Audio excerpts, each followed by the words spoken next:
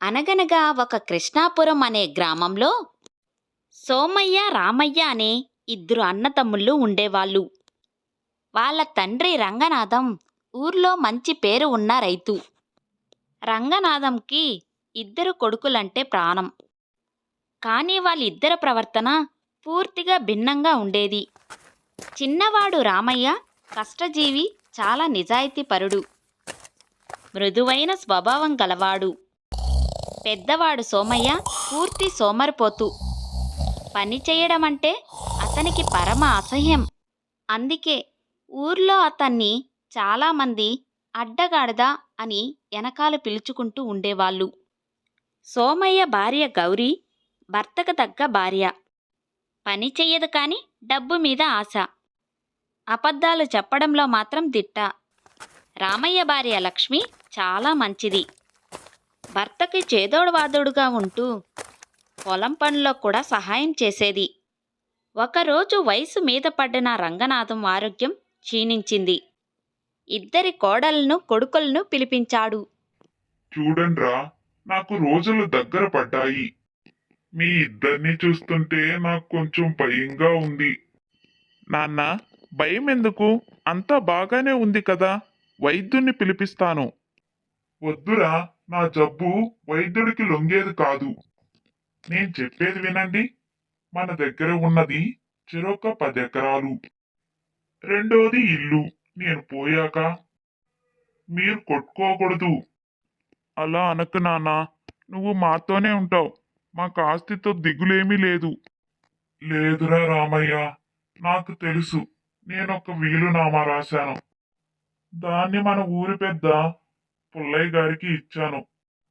నేను పోయిన 11వ రోజున ఆయన దాన్ని చదివి వినిపిస్తాడు. నా ఆఖరి కోరిక ఒకటే, మీరిద్దరూ కలిసి ఉండాలి. సోమయ్య, నువ్వు కొంచెం నీ సోమరితనాన్ని తగ్గించుకోరా. రామయ్య చాలా మంచివాడు. వాణ్ణి చూసన్నా నేర్చుకో.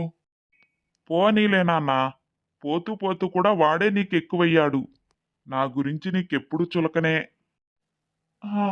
ఈ మొండితనం, ఈ మొండితనమే నిన్ను ముంచుతుందిరా. అందుకే అందుకే ఆ వీలునామా అలా రాయించాను. సరే, నన్ను ప్రశాంతంగా పోనివ్వండి. ఆ రాత్రి రంగనాథం కన్ను మూశాడు. ఆ రోజు ఇల్లంతా విషాదంతో నిండిపోయింది. రామయ్య, లక్ష్మి గుండెలు పగిలేలా ఏడ్చారు. సోమయ్య, గౌరీ మాత్రం త్వరగా ఈ కార్యక్రమాలు ముగిసిపోతే ఆస్తెంతో తెలుసుకోవచ్చని ఎదురుచూడసాగారు. అలా కొన్ని రోజుల తర్వాత 11వ రోజున ఊరి పెద్ద పుల్లయ్య గారు రంగనాథం ఇంటి అరుగు మీద కూర్చున్నారు. చూడండ్రా సోమయ్య, రామయ్య, మీ నాన్న నాకు మంచి స్నేహితుడు. వాడు చెప్పినట్టే ఈ వీలునామా చదువుతున్నాను. శ్రద్ధగా వినండి. త్వరగా చదవండి పుల్లయ్య గారు, బాగా ఎండగా ఉంది. మా ఇద్దరు కుమారులకు, సోమయ్య, రామయ్య ఇద్దరికి ఆస్తి సమానంగా పంచుతున్నాను. మన దగ్గర ఉన్న 2 ఇళ్లలో తూర్పు దిక్కున ఉన్న పెద్ద ఇల్లు సోమయ్యకి చెందుతుంది. పరమడ వైపు ఉన్న చిన్న ఇల్లు నా చిన్న కొడుకు రామయ్యకు దక్కుతుంది. విన్నారా? మనకే పెద్ద ఇల్లు వచ్చింది. ఇక అసలు విషయం, మనకు ఉన్న 20 ఎకరాల మాగాల భూమి, దాన్ని నేను ఇప్పుడే పంచదలుచుకోలేదు. ఏంటి? పంచకపోవడం ఏంటి? అదెలా కుదురుతుంది? కూర్చో సోమయ్య, ముందు మొత్తం విను. ఆ 20 ఎకరాలను నా ఇద్దరు కొడుకులు కలిసి 1 సంవత్సరం పాటు సాగు చేయాలి. ఇద్దరూ సమానంగా కష్టపడాలి. ఆ పొలం నుండి వచ్చే పంటను అమ్మి వచ్చిన డబ్బుని చెరిసగం పంచుకోవాలి. వాళ్ళిద్దరూ కలిసి పనిచేశారా లేదా అన్నది నా స్నేహితుడు పుల్లయ్య గారు నిర్ణయిస్తారు. ఒకవేళ ఇద్దరూ కలిసిమెలిసి ఆనందంగా ఈ పరీక్షలో నెగ్గితే అప్పుడు ఆ 20 ఎకరాలను చెరొక 10 ఎకరాలుగా పంచి ఇస్తాను. అలా కాకుండా నా పెద్ద కొడుకు సోమయ్య సోమరిపోతుతో పని చేయకున్నా లేదా గొడవపడి విడిపోయినా ఆ 20 ఎకరాల్లో 15 ఎకరాలు నా చిన్న కొడుక్కి చెందుతాయి. మిగిలిన 5 ఎకరాలు మాత్రమే సోమయ్యకు దక్కుతాయి. ఇది నా తుది శాసనం. ఇది మోసం, ఇది అన్యాయం. రామయ్య గాడు నాన్నగారికి నా మీద లేనిపోనివి చెప్పి ఈ వీలునామా రాయించుకున్నాడు. దీనికి నేనొప్పుకోను. అవునండి, ఇదేం న్యాయం? తనకి 15, మాకు 5. అతను కష్టపడితే మాకేంటి? అతనితో కలిసి మేమెందుకు పని చేయాలి? అన్నయ్య, నాన్న మన మంచి కోసమే ఈ వీలునామా అలా రాసి ఉంటాడు. కలిసి పనిచేద్దామన్నయ్య. నీకు 5 ఎకరాలు రావడం నాకేమాత్రం ఇష్టం లేదు. మనం కష్టపడితే చెరొక 10 ఎకరాలు వస్తాయి కదా. దయచేసి ఒప్పుకో అన్నయ్య. చూడు సోమయ్య, మీ నాన్నకి నీ గురించే భయం, నువ్వు పని చేయవని. ఇప్పుడు గనక నువ్వు ఒప్పుకోకపోతే ఒప్పందాన్ని మీరినట్టే అవుతుంది. అప్పుడు రామయ్యకు 15 ఎకరాలు పంచి ఇచ్చేసి నీకు 5 ఎకరాలు ఇచ్చేసి నేను కూడా వెళ్ళిపోతాను. ఇక నిర్ణయం నీదే. లేదు, నాకు 10 ఎకరాలు కావాలి.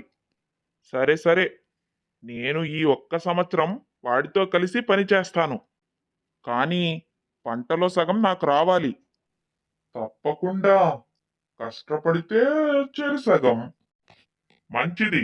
ఇక మీరు మీ పనులు చూసుకోండి. పుల్లయ్య గారు మిగిలిన వాళ్ళు వెళ్ళిపోయారు. ఏంటండి ఇది? మన కర్మ కొద్దీ అతనితో కలిసి పని చేయాలా? ఆ లక్ష్మి మొహం నేను చూడలేను. నోర్ముయ్, ఆ పుల్లయ్య గారు చెప్పింది వినలేదా?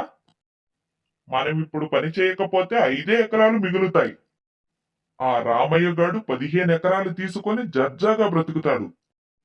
అది నేను చూడలేను.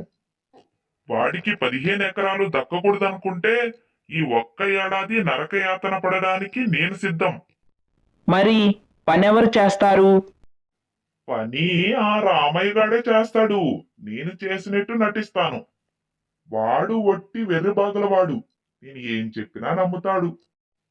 చూస్తూ ఉండు. వాని దగ్గర చాకిరీ చెయ్యించి పంటలో సగం మనం ఎలా తీసుకుంటామో. మరుసటి రోజు ఉదయం రామయ్య లక్ష్మి ఇద్దరు సిద్ధంగా ఉన్నారు. అన్నయ్య, అన్నయ్య, సమయం అవుతుంది. పొలం దున్నడానికి వెళ్దాం పదా. ఆ వస్తున్నారా తమ్ముడు? అబ్బా, నడుము పట్టేసిందిరా. రాత్రి పడుకున్న వాడిని ఉదయం లేవలేకపోయాను. అయ్యో బావగారు, పట్టు తప్పిందా? వేడి నీళ్లు కాపడం పెట్టమంటారా? అదేం వద్దులే అమ్మా, ఆయన ఎప్పుడు ఇంతే, ఏదో ఒక నొప్పితోనే లేస్తాడు. మీరు ముందు వెళ్ళండి, ఆయనకు కొంచెం నయం కాగానే వెనకాల వస్తాడులే. అలాగా, సరే వదినా. కానీ 20 ఎకరాలు దున్నాలి. నేను ఒక్కడినే. మరి ఎలా? అరే, నువ్వు మొదలు పెట్రా. నేను ఈ కాపడం పెట్టించుకొని 1 గంటలో వచ్చేస్తాను. నువ్వు ఉదయం నుండి సాయంత్రం వరకు చేయగలవు. నేను మధ్యాహ్నం నుండి చేస్తాను. సరిపోతుంది. సరే అన్నయ్య, జాగ్రత్త. రామయ్య లక్ష్మి పొలానికి వెళ్లారు. రామయ్య ఎద్దులతో పొలం దున్నుతుంటే లక్ష్మి గడ్డలు చెక్కుతూ ఉంది. మధ్యాహ్నం అయ్యింది. ఏమండి, బావగారు ఇంకా రాలేదు. సర్ది తిన్నాం రండి. పాపం, అన్నయ్యకి నడునొప్పి ఎలా ఉందో. ఆ నొప్పి చాలా కష్టంగా ఉంటుంది. నీకు మీ అన్నయ్య మీద జాలి తప్ప కోపం రాదు. ఆయన నటిస్తున్నారో లేదా నిజంగా నొప్పో ఆ దేవుడికే తెలియాలి. ఛీ, అలా అనకు లక్ష్మి. సొంత అన్నయ్య నా దగ్గర ఎందుకు నటిస్తాడు? వస్తాడులే. సాయంత్రం వరకు రామయ్య లక్ష్మి ఎంతో కష్టపడి 5 ఎకరాలు దున్నారు. అలసిపోయి ఇంటికి వస్తూ ఉంటే సోమయ్య అరుగు మీద కనిపించాడు. అన్నయ్య, నడునొప్పి ఎలా ఉంది నీకిప్పుడు? ఇప్పుడే కొంచెం నయమైందిరా. రేపటి నుండి నేను కూడా వస్తానులే. ఎంత దున్నావు? ఓ 5 ఎకరాలు అయ్యిందన్నయ్య. అబ్బో, చాలానే కష్టపడ్డావురా తమ్ముడు. నాకు ఒంట్లో బాగుంటే ఇంక నేను 5 ఎకరాలు దున్నేవాణ్ణి. సరేలే, రేపు చూసుకున్నాం. మరుసటి రోజు అన్నయ్య, పద వెళ్దాం. పద వెళ్దాం. ఈరోజు నాకు నడుము నొప్పి బాగానే ఉంది. కానీ రాత్రి కలలో మామగారు కనిపించారు. మామగారా? ఏమన్నారు? ఏమోరా, మా అత్తగారు ఆరోగ్యం బాలేదని వెంటనే రమ్మని కలలో వచ్చింది. గౌరీ పొద్దున్నుండి ఏడుస్తూనే ఉంది. అవును మరిది గారు, మా అమ్మగారికి ఎలా ఉందో కంగారుగా ఉంది నాకు. ఒకసారి వెళ్ళి చూసి రమ్మని అడుగుతున్నాను ఈయన్ని. అయ్యో, అవునా వదినా? అయితే ఇది చాలా ముఖ్యమైన పని. అన్నయ్య, నువ్వు వెంటనే ఊరు వెళ్ళు. పొలం పనులు కావాలంటే నేను చూసుకుంటానులే. కానీ రామయ్య, పొలం పని 20 ఎకరాలు. మనిషి ప్రాణం కన్నా పొలమేమో ముఖ్యం కాదన్నయ్యా. నువ్వు నిక్షేపంగా వెళ్ళిరా. 2 రోజులు ఎక్కువైనా పర్వాలేదు. అక్కడ పని చూసుకొనేరా. నువ్వు దేవుడురా తమ్ముడు. సరే, నేను ఇప్పుడే బయలుదేరుతాను. సోమయ్య అలా చెప్పి పొరుగుర జాతరకి వెళ్ళాడు. రామయ్య లక్ష్మి కలిసి మిగిలిన 15 ఎకరాలు ఇంకా 4 రోజులు కష్టపడ్డారు. 5 రోజుల తర్వాత సోమయ్య తిరిగొచ్చాడు. అన్నయ్య, అత్తగారు ఎలా ఉన్నారు? ఏం చెప్పమంటావురా, నేను వెళ్ళేసరికి కొంచెం కుదుట పడింది. కానీ నన్ను చూసి చాలా సంతోషించింది. అందుకే 2 రోజులు ఉండి రావాల్సి వచ్చింది. పొలం పని అంతా అయిపోయిందా? ఆ అయిపోయిందండి. దున్నడం పూర్తయింది.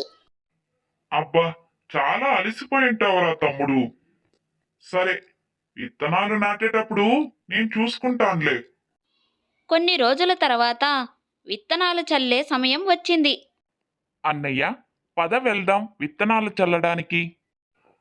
సరే పద.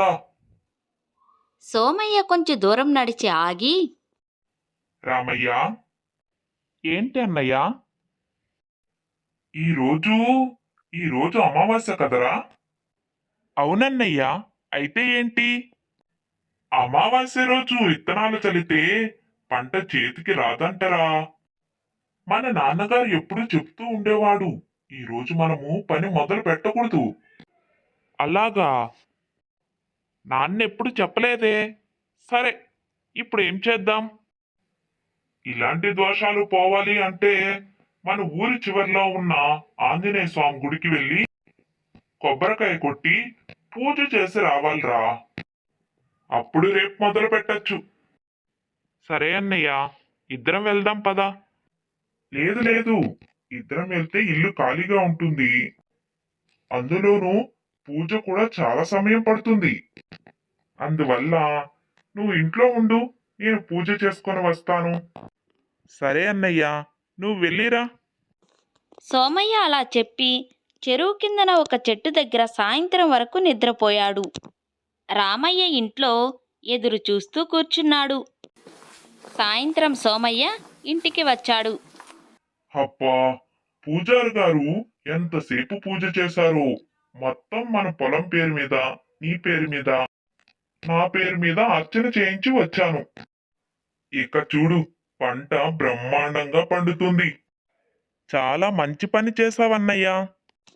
మరుసటి రోజు లక్ష్మీ రామయ్య పొలంలో విత్తనాలు చల్లుతూ ఉండగా సోమయ్య వారికి సూచనలు ఇవ్వసాగాడు. అరే రామయ్య, అక్కడ సరిగ్గా చల్లలేదు, కొంచెం ఎక్కువ చల్లు. లక్ష్మి, నువ్వు మరీ దగ్గరగా వేస్తున్నావు, కొంచెం వెనక్కు జరుగు. ఏమండి, ఆయన గట్టి మీద కూర్చొని ఆర్డర్లు వేస్తున్నారు. ఆయన కూడా రమ్మని చెప్పండి. వదిలే లక్ష్మి, అన్నయ్యకి విత్తనాలు చల్లడం రాదు, అందుకే గట్టి మీద నుండి చెప్తున్నాడు. మనం తప్పు చేస్తే పంట సరిగ్గా పండదు కదా. అవునరా తమ్ముడు, అందుకనే చెప్తున్నా. నాకు అనుభవం ఎక్కువ కదా, అందుకనే మీరు కష్టపడండి, నేను పర్యవేక్షణ చేస్తాను. అలా విత్తనాలు చల్లడం పూర్తయింది. పంట మొలకెత్తింది. కలుపు తీసే సమయం వచ్చింది. అన్నయ్య, ఈరోజు కలుపు తీయాలి, కూలీల్ని పిలుద్దామా? కూలీలు ఎందుకు లేరా, మన పొలం మనం చేసుకోలేమా? అనవసరంగా డబ్బు దండగా, ఇద్దరం కలిసి చేస్తే 2 రోజుల్లో అయిపోతుంది. సరే అన్నయ్య, నువ్వు చెప్పింది కూడా కరెక్టే, పద. ఇద్దరూ పొలానికి వెళ్లారు. సోమయ్య గంటసేపు కలుపు తీసినట్టు నటించాడు. అబ్బా రామయ్య, ఏదో తేడాగా ఉందిరా. ఏమైందన్నయ్యా? మళ్ళీ నడుము నొప్పా? కాదురా, కడుపులో తిప్పుతున్నట్టు ఉంది. రాత్రి గౌరీ చేసిన వంకాయ కూర పడలేదనుకుంటా. నేను ఇప్పుడే పొదల చాటుకి వెళ్ళొస్తాను, నువ్వు చేస్తూ ఉండు. అలా వెళ్ళిన సోమయ్య ఊరి చివర ఉన్న కళ్ళు దుకాణానికి వెళ్ళి తాగి తూలి సాయంత్రానికి ఇంటికి వచ్చాడు. ఏంటండి ఇది? పొలానికి వెళ్తానని చెప్పి కళ్ళు దుకాణానికి వెళ్ళి తాగొచ్చారా? మీ తమ్ముడు చూస్తే ఏమనుకుంటారు? ఎవరేమనుకుంటే నాకేంటి, ఆ వెర్రి రామయ్య గాడు ఎప్పుడూ పని చేస్తూనే ఉంటాడు. మనం మన పంటలో సగం తీసుకొని జర్జాగా బ్రతకాలి. మీతో ఇదే తంట. పొలం పనులంతా వాళ్ళే చేసుకుంటున్నారు. పుల్లయ్య గారు ఇది చూసి ఒప్పందం మీరారు అంటే మనకొచ్చేది 5 ఎకరాలే. ఆ 5 ఎకరాలా? అలా జరగడానికి వీల్లేదు. రేపటి నుండి నేను కూడా పొలానికి వెళ్తాను. కాని సోమయ్య బుద్ధి మారలేదు. రోజూ ఏదో ఒక సాకు చెప్పడం, పని నుండి తప్పించుకోవడం. రామయ్య లక్ష్మి ఇద్దురే ఆ 20 ఎకరాలను కంటికి రెప్పలా కాపాడుకున్నారు. ఇది ఇలా ఉండగా సోమయ్య గౌరీ ఒక కుట్ర పన్నారు. ఏమండి, పనంతా వాళ్ళే చేస్తున్నారు. పంట అంతా బాగా పండిన తర్వాత సగం మనకివ్వడం వాళ్ళకి ఇష్టం ఉండదు. మరి ఏం చేయమంటావ్? పుల్లయ్య గారు చూస్తున్నారు. వాళ్ళకు వచ్చే సగం పంట కూడా రాకుండా చేస్తే? అంటే మన పొలానికి పక్కనే ఉంది కదా భీమయ్య కాలవ. రాత్రికి రాత్రే గండు కొట్టేస్తే నీళ్ళని మన పొలంలోకి వచ్చేస్తాయి. మన పొలం అంతా నాశనం అవుతుంది. ఓసి పిచ్చిదానా, పంట నాశనం అయితే మనకు కూడా నష్టమే కదా. నష్టం వస్తుంది, కానీ నాన్నగారు ఒప్పందం ప్రకారం పంట పండలేదు కాబట్టి ఒప్పందం రద్దు అవుతుంది. అప్పుడు చెరి 10 ఎకరాలు ఇచ్చేస్తారు. అవును కదా, అప్పుడు మన 10 ఎకరాలు కౌలుకిచ్చేసి మనం కూర్చొని తినవచ్చు. అదే నేను చెప్పేది. ఆ రామయ్య గాడు ఆ 10 ఎకరాల్లో మళ్ళీ మొదటి నుండి కష్టపడతాడు. మనకు ఆ బాధ ఉండదు. భలే చెప్పావే గౌరీ, ఈ రాత్రికే ఆ పని చేద్దాం. ఆ రోజు రాత్రి సోమయ్య ఒక పార తీసుకొని భీమయ్య కాలువకు గండి కొట్టాడు. మరుసటి రోజు ఉదయం లక్ష్మి పంటకి నీళ్లు పడదామని వెళ్ళి నీళ్లల్లో పంట మొత్తం మునిగిపోవడం చూసి బోరున ఏడ్చింది. ఏమండి, రండి, మన పంట మొత్తం నీళ్ళల్లో మునిగిపోయింది. అయ్యో లక్ష్మి, ఇదేంటి? కాలువకు గండి కొట్టబడింది, మన పంట మొత్తం నీళ్ళల్లో మునిగిపోయింది. మన కష్టమంతా బూడిదలో పోసిన పన్నీరయింది. ఇంతలో సోమయ్య గౌరీ అక్కడికి వచ్చారు. అయ్యయ్యో తమ్ముడు, ఇదేం ఘోరంరా. మన పంట, మన ఆశలన్నీ నీళ్ళల్లో మునిగిపోయాయిరా. ఆ దేవుడికి మన మీద కళ్ళు కుట్టాయే, ఎంత కష్టపడ్డామో. అంతా పోయింది. ఇప్పుడు ఏం చేద్దాం? ఏం చేద్దాంరా, ఆ దేవుడే మనల్ని కలిసి ఉండొద్దని నిర్ణయించాడు. చూడు, కలిసి వ్యవసాయం చేస్తే నష్టం వచ్చింది.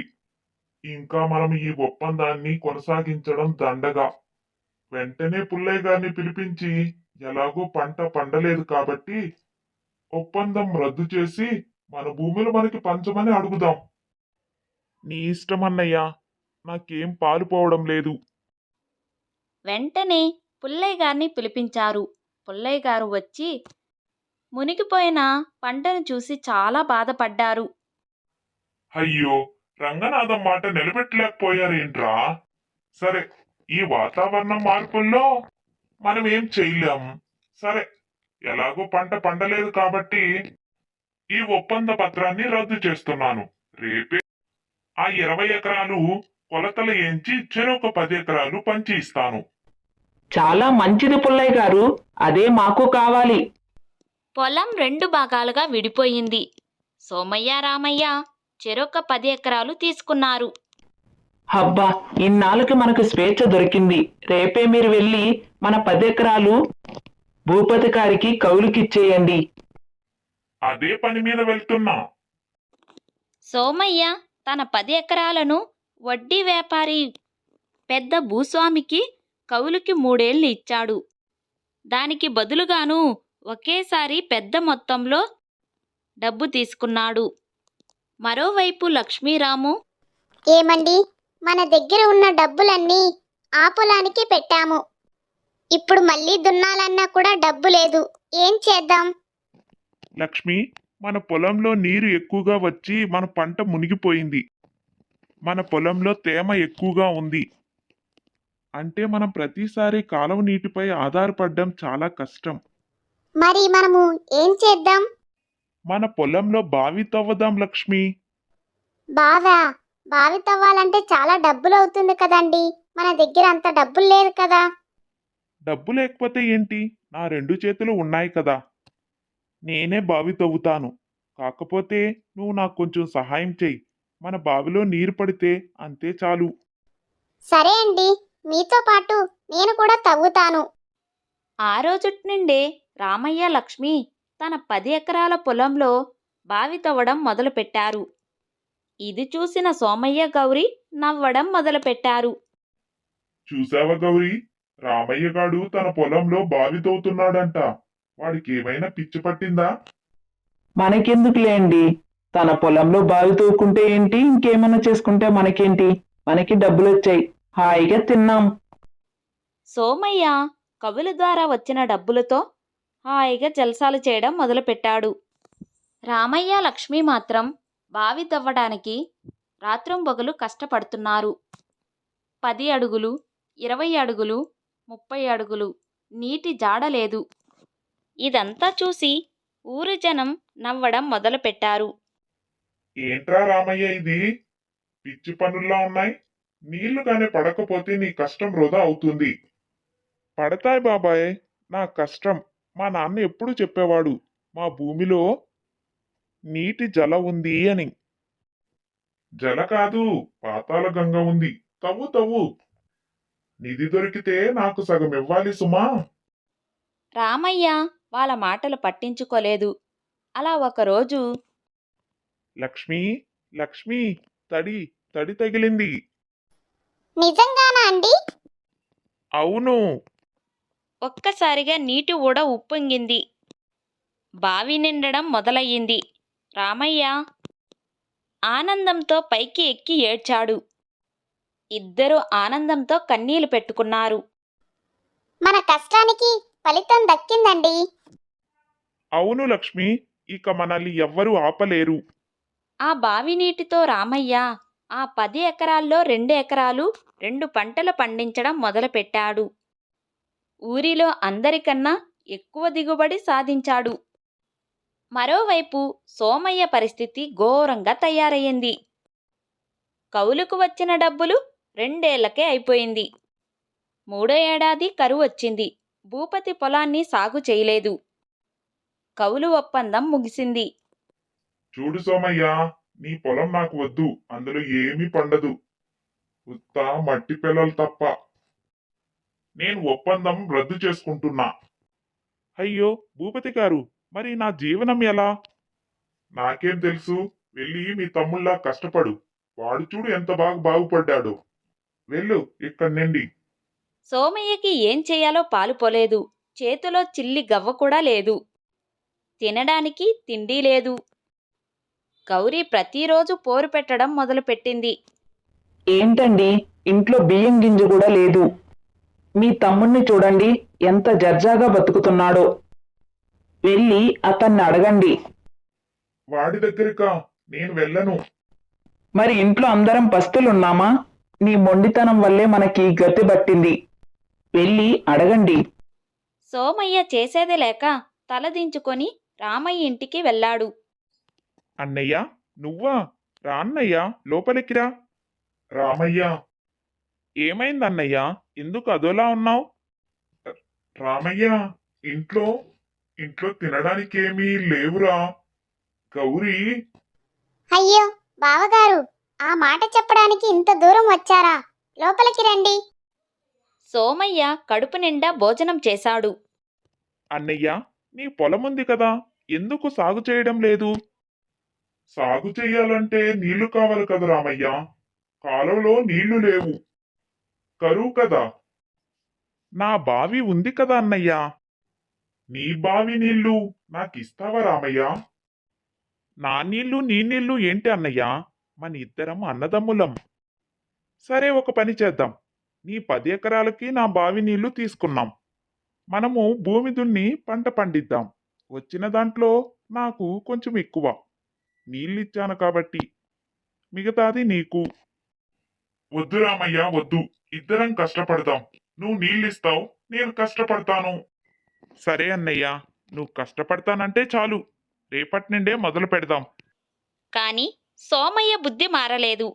రామయ్య పొలానికి నీళ్లు కావాలి, సోమయ్య పొలానికి నీళ్లు కావాలి. నీళ్లు తోడడానికి ఒక జంతువు అవసరం పడింది. అన్నయ్య, మనం ఇద్దరం ఒక జత ఎద్దులని కొనాలి. ఎద్దులు చాలా ఖరీదురా. నా దగ్గర డబ్బు లేదు. నా దగ్గరే లేవు. సరే, సంతకు వెళ్ళి చూద్దాం, ఏదైనా తక్కువకు వస్తుందో. ఇద్దరూ సంతకు వెళ్లారు. మంచి ఎద్దుల ధర ఆకాశంలో ఉంది. రామయ్య, అదిగో అక్కడ చూడు. ఏంటి అన్నయ్య అది? అదేరా గాడిద. తక్కువ ధరకే వస్తుంది. నీళ్లు తోడడానికే కదా. ఇక ఎద్దులు ఎందుకు? ఈ గాడిదనే కొన్నాం. గాడిదా? అది మొండిగటం కదా అన్నయ్యా. అరే, మనం చెప్తే వింటుందిలే. ఖర్చు తగ్గుతుంది కదా. పద. సోమయ్య చాలా తక్కువ ధరకి బేరమాడి ముసలి మొండిగాడిదను కొన్నాడు. ఆ మరుసటి రోజు నుండి అసలు కష్టం మొదలయ్యింది. ఆ గాడిద అస్సలు పనిచేయడం లేదు. రా రా. పో పో. ఆ గాడిద దారికి అడ్డంగా నిలబడి కదల్లేకపోయేది. పొలం దున్నడానికి ప్రయత్నిస్తే గట్టు మీద కూర్చునేది. భలే ఉందిరా సోమయ్య. నీలాగనే ఉంది ఈ గాడిద కూడా. అచ్చం అడ్డగాడిద. ఏంటి పుల్లయ్య గారు, నన్ను గాడిదతో పోలుస్తారా? పోల్చడం కాదురా, నిజం చెప్పాను. నువ్వు పని చేయకుండా అందరికీ అడ్డంగా ఉన్నావు. ఈ గాడిద కూడా పని చేయకుండా దారికి అడ్డంగా ఉంది. అందుకే అన్నాను, అడ్డగాడిదికి అడ్డగాడిదే దొరికిందని. సోమయ్యకు అవమానంతో చచ్చిపోవాలనిపించింది. ఆ రోజంతా ఎవ్వరితో మాట్లాడలేదు. విన్నారా? ఊరంతా మనల్ని చూసి నవ్వుతున్నారు. మీ వల్లే ఆ గాడిదను కొని మన పరువు తీశారు. నోర్ముయ్, నా పరువంతా పోయింది. ఆ గాడిద పరువా? అంటే నేను గాడిద కంటే హీనమా? ఉండు, దానికి నాకు తేడా ఏంటో చూపిస్తాను. సోమయ్యలో పౌరుషం వచ్చింది. ఆ అవమానంతో సోమయ్య మారాడు. మరుసటి రోజు ఉదయం రామయ్య కంటే సోమయ్యే వేగంగా నిద్ర లేచాడు. ఆ గాడిదను తీసుకొని బావి దగ్గరికి వెళ్ళాడు. అది కదలనని మొరాయించింది. చూడు, నన్ను నీతో పోల్చారు. నీకన్నా నేను అధ్వానమని నవ్వుతున్నారు. ఈరోజు నువ్వు నేను కష్టపడాలి. మనమేంటో నిరూపించాలి. ఏమైందో ఏమో, సోమయ్య ఆ గాడిదతో పాటు కష్టపడ్డం మొదలుపెట్టాడు. ఇద్దరూ కలిసి పొలం దున్నారు. రామయ్య, లక్ష్మి చూస్తూ ఆశ్చర్యపోయారు. 6 నెలలు గడిచాయి.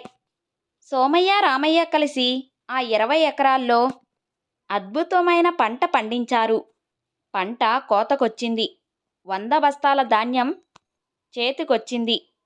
అన్నయ్య, ఒప్పందం ప్రకారం నీళ్లు నావి కాబట్టి. ఆపరా. నీళ్లు నీవి, కష్టమిద్దరిది. మొదట తప్పు నాది.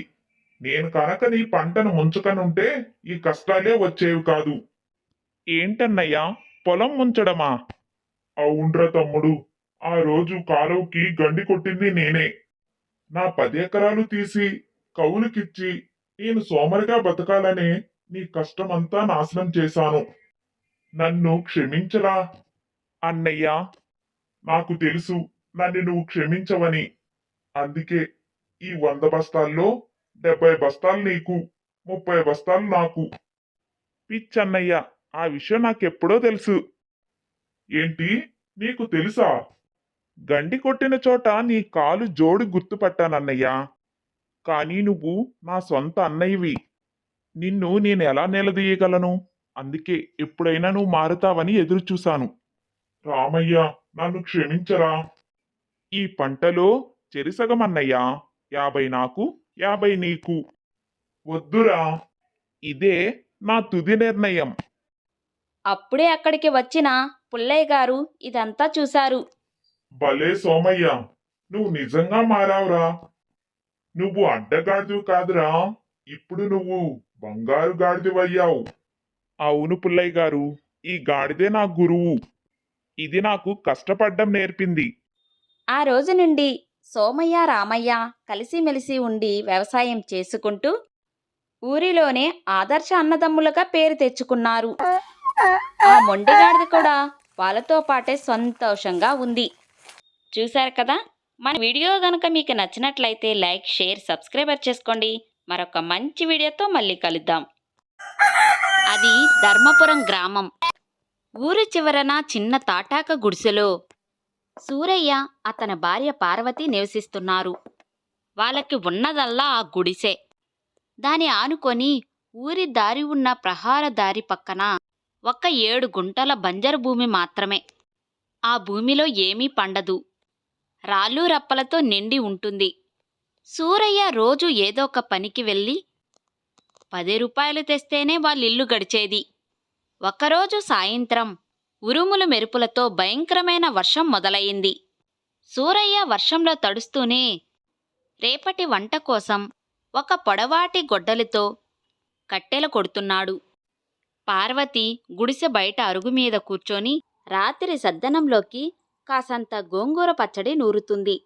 పక్కనే వాళ్ళ పెంపుడు కోడి వర్షానికి భయపడి అక్కడే తిరుగుతుంది. అప్పుడే ఆ వర్షంలో బురద దారిలో ఒక వ్యక్తి నడుచుకుంటూ వాళ్ళ గుడిసె వైపు రావడం కనిపించింది. అతనే భద్రయ్య. ఒంటి మీద సిలుకు లాంచి పట్టు పంచె, భుజం మీద ఒక కండువా, చేతిలో ఒక బ్యాగు పట్టుకుని వస్తున్నాడు. ఏమే పార్వతి, అటు చూడు, వర్షంలో ఎవరో మన గుడిసె వైపు వస్తున్నట్టు కనిపిస్తుంది. పెద్ద మనిషిలా ఉన్నాడు. ఎవరాయనా? ఏరా సూరయ్య, నన్ను గుర్తుపట్టలేదా? మీ నాన్నకి వరుసకు అల్లుండవుతాను, నీకు బావనవుతాను. నా పేరు భద్రయ్య. 20 ఏళ్ల క్రితం మీ పెళ్లికి వచ్చాను. మళ్ళీ ఇప్పుడే వస్తున్నాను. అరే రే భద్రయ్య బావా, నువ్వా? రండి రండి. ఈ వర్షంలో ఎంత కష్టపడ్డావో. అరే పార్వతి, లోపలికి వెళ్ళి బావగారికి తల తుడుచుకొని టవల్ తీసుకురా. రా బావా, అరుగు మీద కూర్చో. దండాలండి అన్నయ్య. చాలా రోజులకి మా పేదోళ్ళిల్లు గుర్తుకు వచ్చింది. పేదోలేంటి చెల్లమ్మా, బంధుత్వం ముందు పేదోలేంటి? నేను పట్నంలో పెద్ద వినప సామాన్ల వ్యాపారం చేస్తున్నాను. నా కింద 100 మంది పని వాళ్ళు ఉన్నారు. కార్లు, బంగ్లాలు అన్నీ ఉన్నాయి. కానీ ఆ పట్నంలో పడిపోయి మన బంధువులను, చుట్టాలను అందరినీ వదిలేశాను. 2 రోజుల ప్రశాంతంగా నా అల్లుడు సూరయ్య ఇంట్లో ఉండి మీ ప్రేమాభిమానాలు పొంది వెళదామని బ్యాగు సర్దుకొని వచ్చేశాను. సూరయ్య, పార్వతి ఆ మాటలకి ఎంతో ఉప్పొంగిపోయారు. అంతటి కోటీశ్వరుడు తమ గుడిసెకి రావడం అదృష్టంగా భావించారు. ఆ రాత్రి ఇంట్లో ఉన్న కొద్దిపాటి బియ్యంతోనే పార్వతి వండి పెట్టింది. భద్రయ్య ఏమీ అనకుండా తిన్నాడు. కానీ ఉదయం నుండి భద్రయ్య అసలి రంగు బయటపడడం మొదలయ్యింది. సూరయ్య, పట్నంలో ఇడ్లీలు, నెయ్యి వేసుకొని తినడం నాకు అలవాటు. కానీ ఈ ఊర్లో దొరకదు కదా. సర్లే కాని మధ్యాహ్నం భోజనానికి మాత్రం కూర మంచి నాటుకోడి వడ్డించు. పట్నంలో బాయిలర్ కోడి తిని నా నాలుక చచ్చిపోయింది. మన పల్లెటూరు నాటుకోడి గట్టి వడలు తిని 20 ఏళ్ళైపోయిందిరా. ఆహా, అలాగే బావా, అలాగే. నువ్వు కోరి అడిగిన తర్వాత నేను కాదంటానా? నువ్వు పెద్దవాడివి, మా ఇంటికి వచ్చిన దేవుడివి. సూరయ్య వెంటనే వెళ్ళి తన దగ్గర ఉన్న 10 రూపాయలు తోడు పక్కన ఉన్న రామయ్య ఇంటికి వెళ్ళి 20 రూపాయలు అప్పుగా తీసుకొని వచ్చాడు. అలాగే రాజమ్మ అత్తోళ్ళింటికి వెళ్ళి మంచి బలమైన నాటుకోడిని తీసుకొని వచ్చాడు. పార్వతి ఎంతో కష్టపడి మంచి రుచికరంగా ఆ కూరను వండి పెట్టింది. భద్రయ్య కంచమంతా ఊర్చేసి 2 చేతులు నాకుతూ ఆవరంగా తిన్నాడు. ఇలా 1 కాదు 2 కాదు, ఏకంగా వారం రోజులు గడిచిపోయాయి. భద్రయ్య ఏ రోజు పప్పు చారు అడిగేవాడు కాదు. ఒకరోజు చేపలు కావాలి, మరుసటి రోజు మటన్ కావాలి, ఇంకో రోజు రొయ్యలు కావాలి అని కోరికల చీట ఇప్పుతున్నాడు. సూరయ్య మాత్రం ఆయన పట్నం కోటీశ్వరుడని, లోటు ఏమీ చెయ్యకూడదని రోజూ ఎవరో ఒకరి దగ్గర అప్పు చేసి మరీ పెడుతున్నాడు. కానీ భద్రయ్య మాత్రం వెళ్ళే సూచనలు కనిపించడం లేదు. పగలంతా అరుగు మీద కూర్చొని ఊరులో వచ్చే పోయే వాళ్ళతో ముచ్చట్లు పెడుతున్నాడు. 10 రోజులు గడిచాయి. సూరయ్య అప్పుల కోరులో కూరుకుపోయాడు. కూలికి పోక ఇంట్లోనే ఉండి చుట్టానికి సేవలు చేస్తున్నాడు. ఒకరోజు రాత్రి భద్రయ్య గదిలో గురకపెట్టి నిద్రపోతూ ఉండగా సూరయ్య, పార్వతి గుడిసె వెనకాల కూర్చొని మెల్లగా మాట్లాడుకుంటున్నారు. ఆయన వచ్చి 10 రోజులు దాటిపోయింది. ఎన్ని రోజులైనా ఆయన పట్టణం వెళ్ళడం లేదు. రోజు వండలేక నేను చచ్చిపోతున్నాను. రోజు నాటుకోడి మాంసం అంటే ఎలాగండి? మనమే అత్యవసర బ్రతుకులు బ్రతుకుతున్నాం. పూట గడవని దరిద్రంలో ఉన్నాం. ఆయనకేమో ఎప్పుడు నోటికి రుచులు కావాలట. ఊరిలో మీరు ఇప్పటికే సగం మంది దగ్గర 100 రూపాయలు అప్పు చేశారు. ఇవన్నీ ఎలా తీరుస్తారు? నాకు తెలుసు పార్వతి, కానీ ఏం చేయమంటావే? ఆయన మనకు పెద్ద దిక్కులాంటి వాడు. ఆయన పట్నంలో కోట్లు తరిస్తున్నాడు. ఆయన మన గుడిసెకు వస్తే కాదని నేను ఎలా చెప్పేది? సూరయ్య గాడి ఇంటికి వెళితే కనీసం అన్నం పెట్టలేకపోయాడని ఆయన 10 మందితో చెప్తాడు. మన పరువేం కావాలి? మన పరువు ఆకలిని తీర్చదండి. ఆయనకి పట్నంలో అంత వ్యాపారం ఉంటే 10 రోజులుగా ఆ వ్యాపారం వదిలేసి మన అరుగు మీద కూర్చొని ఏం చేస్తున్నట్టు? నాకు ఆయన తీరు చూస్తుంటే ఏదో అనుమానంగా ఉంది. నేను మొన్న బట్టలు ఆరేయడానికి వెళ్ళినప్పుడు ఆయన మన గుడిసె పక్కన ఉన్న 7 గుంటలని పదే చూస్తూ పేపర్లో ఏవో లెక్కలు రాసుకుంటూ ఉన్నాడు. పిచ్చిదానా, ఆ రాళ్ల గుంట్ల మీద ఆయనకి ఏం ఆశ ఉంటుంది? ఆయనకి పట్నంలో ఎకరాల కొద్దీ భూములు ఉన్నాయి. ఆయన మనల్ని ప్రేమతో చూడ్డానికి వచ్చాడే తప్ప ఇంకేమీ లేదు. రేపో మాపో వెళ్ళిపోతాడు పార్వతి. కొంచెం సర్దుకోవే. కానీ పార్వతికి మాత్రం భద్రయ్య మీద పూర్తిగా అనుమానం వచ్చింది. ఆయన మాటలకు చేతలకు పొంతన లేదని గమనించింది. మరుసటి రోజు సూరయ్య పని మీద పట్నానికి వెళ్ళాడు. భద్రయ్య అరుగు మీద కూర్చొని ఉన్నాడు. అప్పుడే కర్ణయ్య గారు అరుగు మీద కూర్చున్న భద్రయ్య దగ్గరకు వచ్చి ఆగాడు. పార్వతి లోపల కిటికీ దగ్గర ఉండి వాళ్ళిద్దరి మాటలు వింటుంది. ఏమయ్యా భద్రయ్య, పట్నం నుండి ఎప్పుడొచ్చావు? ఇంతకీ బేరం కుదిరింది? ఆ వచ్చి 10 రోజులయ్యింది కర్ణం గారు. ఆ సూరయ్య ఒట్టి వెర్రి వెంగలప్ప. వాడితో నేను రోజుకో నాటుకోడిని వండించుకొని తింటున్నాను. వాడేమో నా జర్జాలు చూసి భయపడిపోయి అప్పులు చేసి మరీ నాకు పెడుతున్నాడు. ఇంకో 2 రోజుల్లో వాడి మెదడుతో వస్తాను. అవునయ్యా, మన ఊరు పక్కన సర్కార్ వారు జాతీయ రహదారి వేయిస్తున్నారు. ఆ రోడ్డు సరిగ్గా ఈడు సూరయ్య గారి 7 గుంటల దారిలోనే వస్తుంది. నిన్నటిదాకా ఆ రాళ్ల గుంట ఎవ్వరూ 10 రూపాయలకు కూడా కొనలేదు. కానీ జాతీయ రహదారి వస్తే ఆ 7 గుంటల భూమి సరిగ్గా 1.5 లక్ష పలకవచ్చు. కానీ ఈ విషయం పల్లెటూరు బయట ఈ సూరయ్య గాడికి ఇంకా తెలీదు. నువ్వు ముందుగా వాడికి ఏదో ఒక 100 రూపాయలు ఆశ చూపి ఆ భూమి కాగితాలు నీ పేరు మీద రాయించుకో. మన ఇద్దరము చెరో సగం పంచుకున్నాం. నువ్వు భయపడకు కర్ణం, వాడు నా గుప్పెట్లోనే ఉన్నాడు. రేపు పొద్దున్న మెల్లగా మాట తీసి ఆ 7 గుంటల భూమి నా పేరు మీద రాయించుకుంటాను. 1.5 లక్ష మన జోబీలో పడినట్టే. ఈ మాటలు విన్న పార్వతికి గుండాగినంత పనయింది. ఈయన బంధుత్వం కోసం రాలేదు. తమకు ఉన్న ఆఖరి ఆస్తిని కాజేయడానికి వలపన్నాడని అర్థమయ్యింది. సాయంత్రం సూరయ్య రాగానే పార్వతి పూసగుచ్చినట్టు అంతా చెప్పింది. సూరయ్య రక్తం మరిగిపోయి, వాడి సంగతి తేలుస్తాను. మా ఇంట్లోనే కూర్చొని తిని నాకే ద్రోహం చేస్తాడా అని అంటూ గొడ్డలి పట్టుకోపోయాడు. ఆగండి, ఆవేశపడకండి. ఆయన మన ఇంటికి వచ్చిన చుట్టం. ఆయన్ని కొట్టి తరిమేస్తే ఈ ఊరిలో మనకి చెడ్డ పేరు వస్తుంది. పైగా ఆయన మన దగ్గర తీసుకుంది ఏమీ లేదు. ఆయన తెలివిగా మనల్ని మోసం చేయాలనుకున్నాడు. మనం కూడా అంతే తెలివిగా ఆయన మనసు బాధపడకుండా ఆయన తత్వం బోధపడేలాగా మనం ఒక నాటకం ఆడదామండి. నేను చెప్పినట్టు చెయ్యండి. పార్వతి ఒక అద్భుతమైన పథకం వేసింది. మరుసటి రోజు ఉదయం ఎప్పటిలాగానే భద్రయ్య అరుగు మీద కూర్చొని, పార్వతి, ఈ రోజు నాకు నూనెలో బాగా వేయించిన చేపల పులుసు కావాలి అని జర్జాగా అరిచాడు.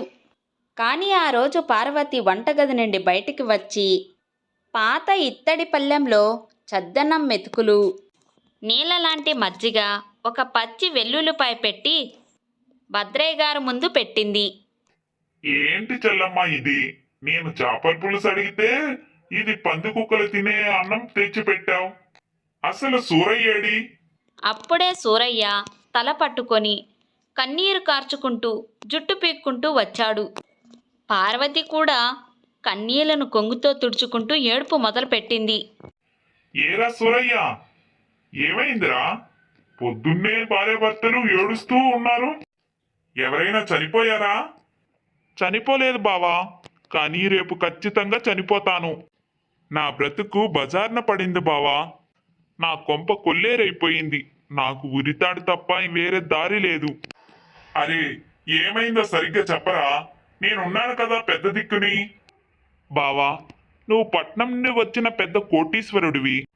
నీకు లోటు చేయకూడదని రోజుకో నాటుకోడి, మేక మాంసం, చేపల కూర, ఇలా వీటి కోసం వడ్డీ వ్యాపారి సుబ్బయ్య దగ్గర 5,000 రూపాయలు అప్పు చేశాను.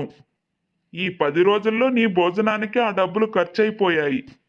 ఇందాకే సుబ్బయ్య వచ్చి నా డబ్బులు ఇప్పుడే కట్టు, లేకపోతే నీ దగ్గర ఉన్న 7 ఎకరాల బంజరు భూమిని నేను నా పేరు మీద రాయించుకొని నిన్ను ఊరి నుండి వెళ్ళగొడతానని చెప్పి వెళ్ళాడు.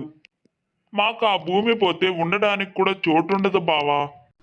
అన్నయ్య, ఆయన మిమ్మల్ని రాజుగా చూసుకోవాలని మమ్మల్ని నట్టేట ముంచేశాడు.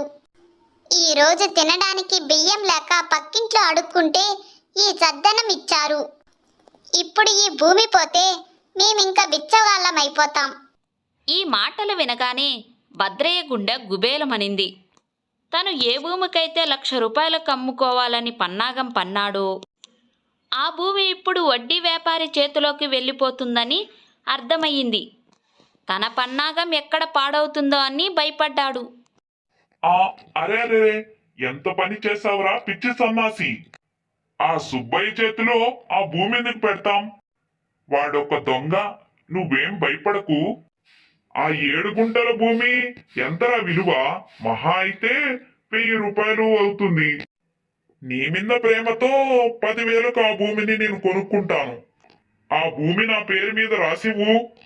5,000 సుబ్బయ్య గారికి అప్పు తీర్చేసి మిగిలిన 5,000 చిన్న కిరాణా కొట్టు పెట్టుకొని బ్రతకండి. మీ బావ ఉన్నాడని ధైర్యంగా ఉండో. సూరయ్య తన కుట్ర పారినందుకు లోపలే సంతోషపడ్డాడు. కానీ పార్వతి అడ్డుకొని ఆమె కళ్ళల్లో ఉన్న ఏడుపు మాయమై ఒక తెలివైన ఎంగమైన చిరునవ్వు కనిపించింది. ఆగండి అన్నయ్య, మీకు పట్నంలో కోట్ల విలువ చేసే వ్యాపారాలు ఉన్నాయి కదా, 100 మంది పనివాళ్ళున్నారు కదా. మీ కాలు తిరగడానికి మా ఊరి చివరి ఉన్న 7 ఎకరాల రాళ్ల గుట్ట ఎందుకండి? పైగా ఈ గుంట పక్కన మురికి కాలువ కూడా ఉంది. ఇంత దరిద్రపు భూమి మీద మీరు 10,000 పెట్టుబడి పెట్టడానికి మీకేమన్నా పిచ్చా లేక పట్నం వ్యాపారం బుద్ధా? భద్రయ్య ఒక్కసారిగా కంగు తిన్నాడు. పార్వతి మాటలకి ఏం చెప్పాలో అర్థం కాలేదు. అవును బావా, మా పార్వతి అడిగింది నిజమే కదా. నువ్వు ఇంత మంచివాడివి కాబట్టే నీకు ఈ రాళ్ళగుట్ట అమ్మను. ఇందాకే కర్ణం గారు వచ్చారు. సర్కారు వారు మన ఊరిలో జాతీయ రహదారి వేస్తున్నారట. ఆ భూమి విలువ ఇప్పుడు 1.5 లక్ష పలుకుతుందట. 1.5 లక్ష భూమిని 10,000 రూపాయలకు ఎందుకు ఇస్తాను బావా? ఆ వడ్డీ వ్యాపారి సుబ్బయ్య గాడు వస్తే 1.5 లక్ష ఇచ్చి భూమి తీసుకోమని చెబుతాను. ఈ మాటలు వినగానే భద్రయ్య ముఖం పాలుపోయింది. తన పడిన కుట్ర, కర్ణం గారితో రహస్యంగా మాట్లాడిన విషయం వాళ్ళకి తెలిసిపోయిందని అర్థమైంది. అప్పటి వరకు వేసుకున్న పెద్ద మనిషి ముసుగు అప్పటితో తొలగిపోయింది. చూసారా అన్నయ్య గారు, బంధుత్వం పేరుతో వచ్చి 10 రోజులు మా ఇంట్లో మాంసాల మొంతలు మేసి చివరికి మా కూడునే లాక్కోవాలని చూశారు. మీ పట్నం వేషాలు మా దగ్గర పనికిరావు. పల్లెటూరు వాళ్ళు అమాయకులే, కానీ ఆత్మాభిమానం లేని వెర్రి వాళ్ళు కాదు. మీకు ఆ భూమి కావాలంటే 1.5 లక్ష ఈ పల్లెంలో పెట్టి వెళ్ళండి, లేదా మీ బ్యాగులు సర్దుకొని మీ పట్నం దారి పట్టండి. మీరు మా ఇంటికి వచ్చిన అతిథులు కాబట్టి ఇంత మర్యాదగా అడుగుతున్నాం. అదే ఇంకెవరైనా అయ్యి ఉంటే మా ఆయన చేతికి పని చెప్పేవాడు. భద్రయ్యకు ఇంకా అక్కడ ఒక్క నిమిషం కూడా ఉండే ధైర్యం లేకపోయింది. తన నిజస్వరూపం బయటపడినందుకు అవమానంతో తలదించుకున్నాడు. నన్ను క్షమించు సూరయ్య. నాకు ఉన్న అత్యాస వల్లే ఈ నాటకం ఆడాను. కరుణం గారి మాటలు విని నీ భూమిని తక్కువ ధరకే కాజేయాలని వచ్చాను. పల్లెటూరు వాళ్ళకి ఏమి తెలుస్తుందిలే అనుకున్నాను. కానీ పార్వతి తెలివితేటల ముందు నా బుద్ధి గడ్డి తినింది. భద్రయ్య తలదించుకొని బురద దారిలో నడుచుకుంటూ వెళ్ళిపోయాడు. సూరయ్య సంతోషంగా పార్వతి వైపు చూశాడు. నిజంగానే నువ్వు చాలా తెలివైన దానివి పార్వతి. నీ సమయస్ఫూర్తి వల్ల ఇవాళ మన ఆస్తి తక్కింది. ఆ మోసగాడి పీడ విరగడయ్యింది. ఆ మోసగాడి వెళ్ళిపోయిన సంతోషంలో ఈరోజు ఒక కోడిని తెచ్చి వండుకున్నాం. పార్వతి నవ్వుతూ లోపలికి వెళ్ళిపోయింది. ఆ 7 గుంటల భూమిని 1.5 లక్షకు అమ్ముకొని సూరయ్య దంపతులు తమకున్న అప్పులన్నీ తీర్చేసి మిగిలిన డబ్బులతో పచ్చని పొలం కొనుక్కొని సుఖంగా జీవించారు. ఇంటికి వచ్చిన అతిథిని దేవుడులా భావించడం మన ధర్మం. బంధుత్వం పేరుతో ముసుగులో వచ్చిన స్వార్థపరులని గుడ్డిగా నమ్మకూడదు. ఎటువంటి గట్టు పరిస్థితినైనా ఆవేశంతో కాకుండా తెలివిగా, సమయస్ఫూర్తితో ఎదుర్కొంటే విజయం తప్పక వరిస్తుంది. చాలా కాలం క్రితం రామాపురం అనే గ్రామంలో గౌడ అనే ఒక రైతు ఉండేవాడు. అతను ప్రతిరోజు తన పొలంలో పని చేసుకుంటూ ఉండేవాడు. అతని స్నేహితుడు మంజా అక్కడికి పరిగెత్తుకుంటూ వచ్చాడు. గౌడా, ఓ గౌడా, ఏందయ్యా ఇది? నువ్వు ఇక్కడ పొలం పనులు చేసుకుంటూ ఉన్నావు. అక్కడ నీ భార్యకు పురిటి నొప్పులు వస్తున్నాయని వార్త వచ్చింది. అదృష్టం శాత్తు నా భార్య ఏదో పని ఉందని మీ ఇంటి వైపుగా వెళ్ళిందట. ఆమె నీ భార్య పురిటి నొప్పులతో బాధపడుతూ ఉండడం చూసి వెంటనే మంత్రసానిని పిలుచుకొని వచ్చింది. త్వరగా రా, నువ్వు ఇంట్లో ఉండాలి. అప్పుడు గౌడ్ అన్నాడు.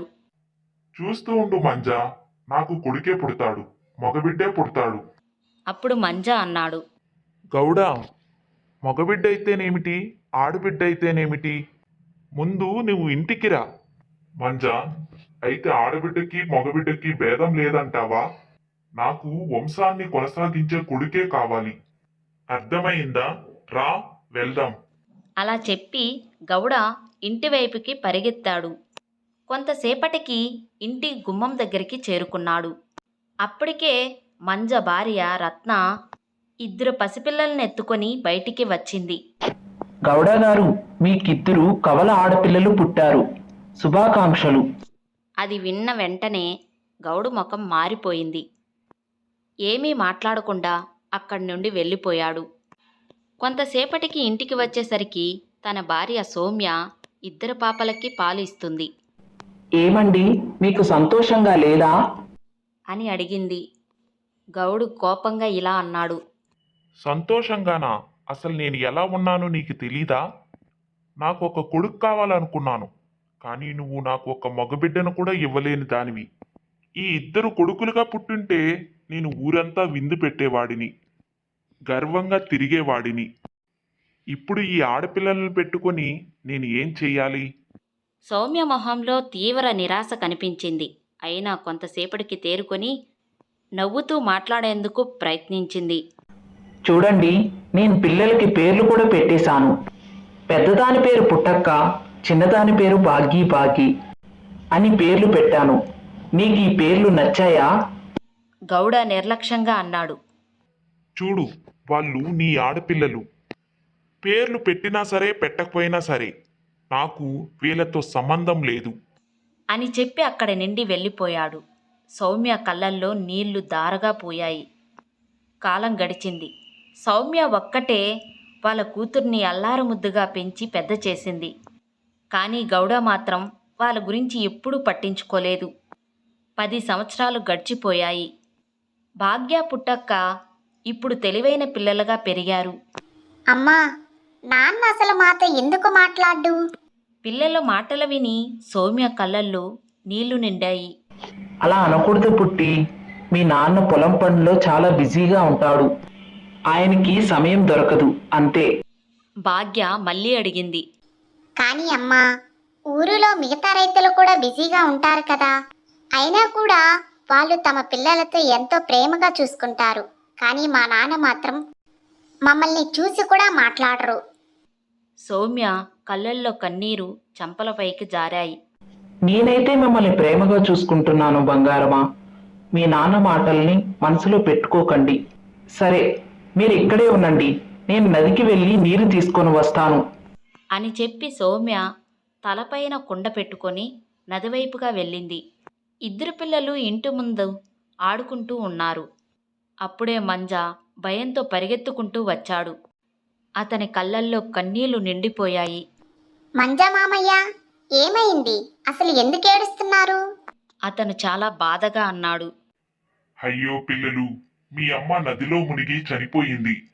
తొందరగా రండి, రండి వెళ్దాం. అది విన్న భాగ్య పుట్టక్క గట్టిగా ఏడ్చారు. మంజాతో నదివైపుకు పరుగులు తీశారు. నది తీరంలో సౌమ్య మృతదేహం పడి ఉంది. ఊరంతా అక్కడికి చేరింది. కొద్దిసేపట్లో గౌడ కూడా అక్కడికి వచ్చాడు. సౌమ్య, సౌమ్య, మమ్మల్ని వదిలి ఎందుకు వెళ్ళిపోయావు? ఇప్పుడు నేను ఏం చెప్పను? అసలు నేను ఏం చేయాలి? నువ్వు లేకుండా 2 ఆడపిల్లల్ని ఎలా పెంచాలి? మంజ కూడా ఏడుస్తూ అన్నాడు. నేను నది దగ్గరికి వెళ్ళేసరికి నీ భార్య మునిగిపోతూ ఉంది గౌడా. నేను తనని కాపాడడానికి ఎంతగానో ప్రయత్నించాను, కానీ అప్పటికే మునిగిపోయింది. ఆమె నదికి వచ్చినప్పుడు ఒంటి నిండా బంగారు నగలు వేసుకొని వచ్చిందని నాకు గుర్తుంది. కానీ శవాన్ని బయటికి తీసినప్పుడు ఒంటి మీద ఒకటి లేదు. ఆ నగలు ఏమయ్యాయో, ఎవరు తీసుకెళ్లారో నాకేమీ అర్థం కాలేదు. అప్పుడు ఊర్లో ఒక వ్యక్తి ఇలా అన్నాడు. నేనెప్పుడు చెప్తూ ఉండేవాడిని, నదికి వెళ్ళేటప్పుడు ఎవరూ నగలు వేసుకొని వెళ్ళొద్దు అని. ఈ కాలంలో దొంగల బెడద ఎక్కువగా ఉంది, కానీ ఆమె వినలేదు. మరో వ్యక్తి ఇలా అన్నాడు. అవును గౌడా, పాపం సౌమ్య దొంగల చేతికి చిక్కి ప్రాణాలు కోల్పోయినట్టు ఉంది. నగలు లాక్కొని ఆమెను నదిలోకి తోసేసుంటారు. పాపం ఆమెకి ఈత కూడా రాదు. కొంతసేపటికి సౌమ్య అంత్యక్రియలు జరిగాయి. పుట్టక్క, సౌమ్య ఇంటిన మూలలో కూర్చొని ఏడుస్తూ ఉండిపోయారు. కొన్ని రోజులు అలాగే గడిచాయి. ఆ తర్వాత ఆ 2 పిల్లలు నెమ్మదిగా ఇంటి పనులు నేర్చుకోవడం మొదలుపెట్టారు. ఒకరోజు గౌడ మరో అమ్మాయిని పెళ్లి చేసుకొని ఇంటికి తీసుకొని వచ్చాడు. ఆ 2 అమ్మాయిలు ఆశ్చర్యపోయారు. నాన్న, ఈమె ఎవరు? ఇప్పటి నుండి ఈమె మీకు 2వ అమ్మ. నేను ఈమెని పెళ్లి చేసుకున్నాను. ఇది విన్న భాగ్య కళ్ళల్లో నీళ్లు తిరిగాయి. నాన్న, అమ్మ చనిపోయి ఇంకా కొన్ని రోజులు అయ్యిందిగా. నాకు మళ్ళీ పెళ్లి చేసుకోవాలని ఇష్టమే లేదు, కానీ ఊరు వాళ్ళు ఒత్తిడి చేశారు. నేను పొలం పనికి వెళ్తే మీరు ఇంట్లో ఒంటరిగా ఉంటారని. మిమ్మల్ని చూసుకోవడానికి ఈ రమ్యాని పెళ్లి చేసుకున్నాను. మొదట్లో రమ్య బాగానే ఉండేది. కానీ కొన్ని రోజులు గడిచే కొద్దీ ఆమె అసలు స్వభావం బయటపడింది. ఒకరోజు తెల్లవారుజామున భాగ్య నిద్రపోతూ ఉండగా రమ్య వచ్చి గట్టిగా అరిచింది. ఏ లేచిరా, ఇంట్లో నీళ్ళు లేవు, నదికి వెళ్ళి తీసుకొని రా. భాగ్య లేచి నదికి వెళ్ళింది. రమ్య భాగ్య దగ్గరికి వచ్చింది. నువ్వు లేచిరా, ఇల్లు ఊడ్చి శుభ్రం చెయ్యాలి, పాత్రలు తోమాలి. నీకు తిని పడుకోవడం తప్ప ఇంకేం పని లేదా? త్వరగా పనిలో పడు. అని చెప్పి రమ్య అక్కడి నుండి వెళ్ళిపోయింది. ఆ ఇద్దరు పిల్లలు తమ తల్లిని గుర్తు చేసుకుంటూ పనులు మొదలుపెట్టారు. రోజులు గడిచే కొద్దీ రమ్య వేధింపులు ఇంకా ఎక్కువ అయ్యాయి. ఒకరోజు భాగ్య తన అక్కతో ఇలా అంది. రోజు రోజుటికి మన సౌతి తల్లి చాలా క్రూరంగా ప్రవర్తిస్తుంది కదా. అవునవును, మనల్ని ఒక్క నిమిషం కూడా కూర్చొనివ్వడం లేదు. నాన్న వచ్చాక ఈ విషయం చెప్పాలి. సాయంత్రం గౌడ ఇంటికి రాగానే పుట్టక్క ఏడుస్తూ వెళ్ళింది. నాన్న, ఈ సౌతి తల్లి మాతో ఎప్పుడు పని చేయిస్తుంది. ఒక్క నిమిషం కూడా విశ్రాంతి ఇవ్వదు. సాయంత్రానికి ఒళ్ళంతా నొప్పులు వస్తాయి. కొన్నిసార్లు మాకు భోజనం కూడా పెట్టదు. గౌడకి కోపం వచ్చింది. ఓయ్ సోమరిపోతుల్లారా, ఏంటి సవతి తల్లి అని అరుస్తున్నారు? ఆమె మిమ్మల్ని ఈ ఇంట్లో ఉంచుతుంది, అదే గొప్ప విషయం. నేను మిమ్మల్ని భరిస్తుందే పెద్ద పుణ్యం. మీరెందుకు పుట్టారో ఏమో. భాగ్య, పుట్టక్క తమ తండ్రిని నమ్మలేనట్టు చూస్తూ ఉండిపోయారు. మీరు పుట్టినప్పుడు నేను ఏమాత్రం సంతోషపడలేదు. ఊరికి కూడా నేను స్వీట్లు పంచలేదు. మీ అమ్మ సౌమ్య ఒక అబ్బాయికి జన్మనిస్తుంది అనుకున్నాను. కానీ ఆమె ఇచ్చింది ఇద్దరిని ఆడపిల్లల్ని. మీకు పూటకి తిండి దొరుకుతుంది కదా, నాకంతే చాలు. ఇక నా కళ్ళ ముందుకి రావద్దండి. ఇక్కడి నుండి వెళ్ళిపోండి. ఇద్దరూ గట్టిగా ఏడుస్తూ తమ గదికి వెళ్ళిపోయారు. కాలం గడిచింది. 10 సంవత్సరాలు గడిచిపోయాయి. ఇప్పుడు ఆ పిల్లలు పెళ్లి వయసుకు వచ్చారు. గౌడగారు, మీ పిల్లలు పెళ్లి వయసుకు వచ్చారు. వాళ్ళకి పెళ్లి చేయడానికి మీ దగ్గర డబ్బులుందా? అంత కట్నం ఇవ్వగలరా? నేను వీళ్ళ పెళ్లికి ఒక్క పైసా కూడా ఖర్చు పెట్టను. చూడండి, నా దగ్గర ఒక ప్లాన్ ఉంది. నా దగ్గర ఉన్న బంగారు హారాన్ని దాచి పెడతాను. ఆ దొంగతనాన్ని మీ ఇద్దరి పిల్లల మీద వెయ్యాలి. మీరు నాకు తోడుగా ఉండండి.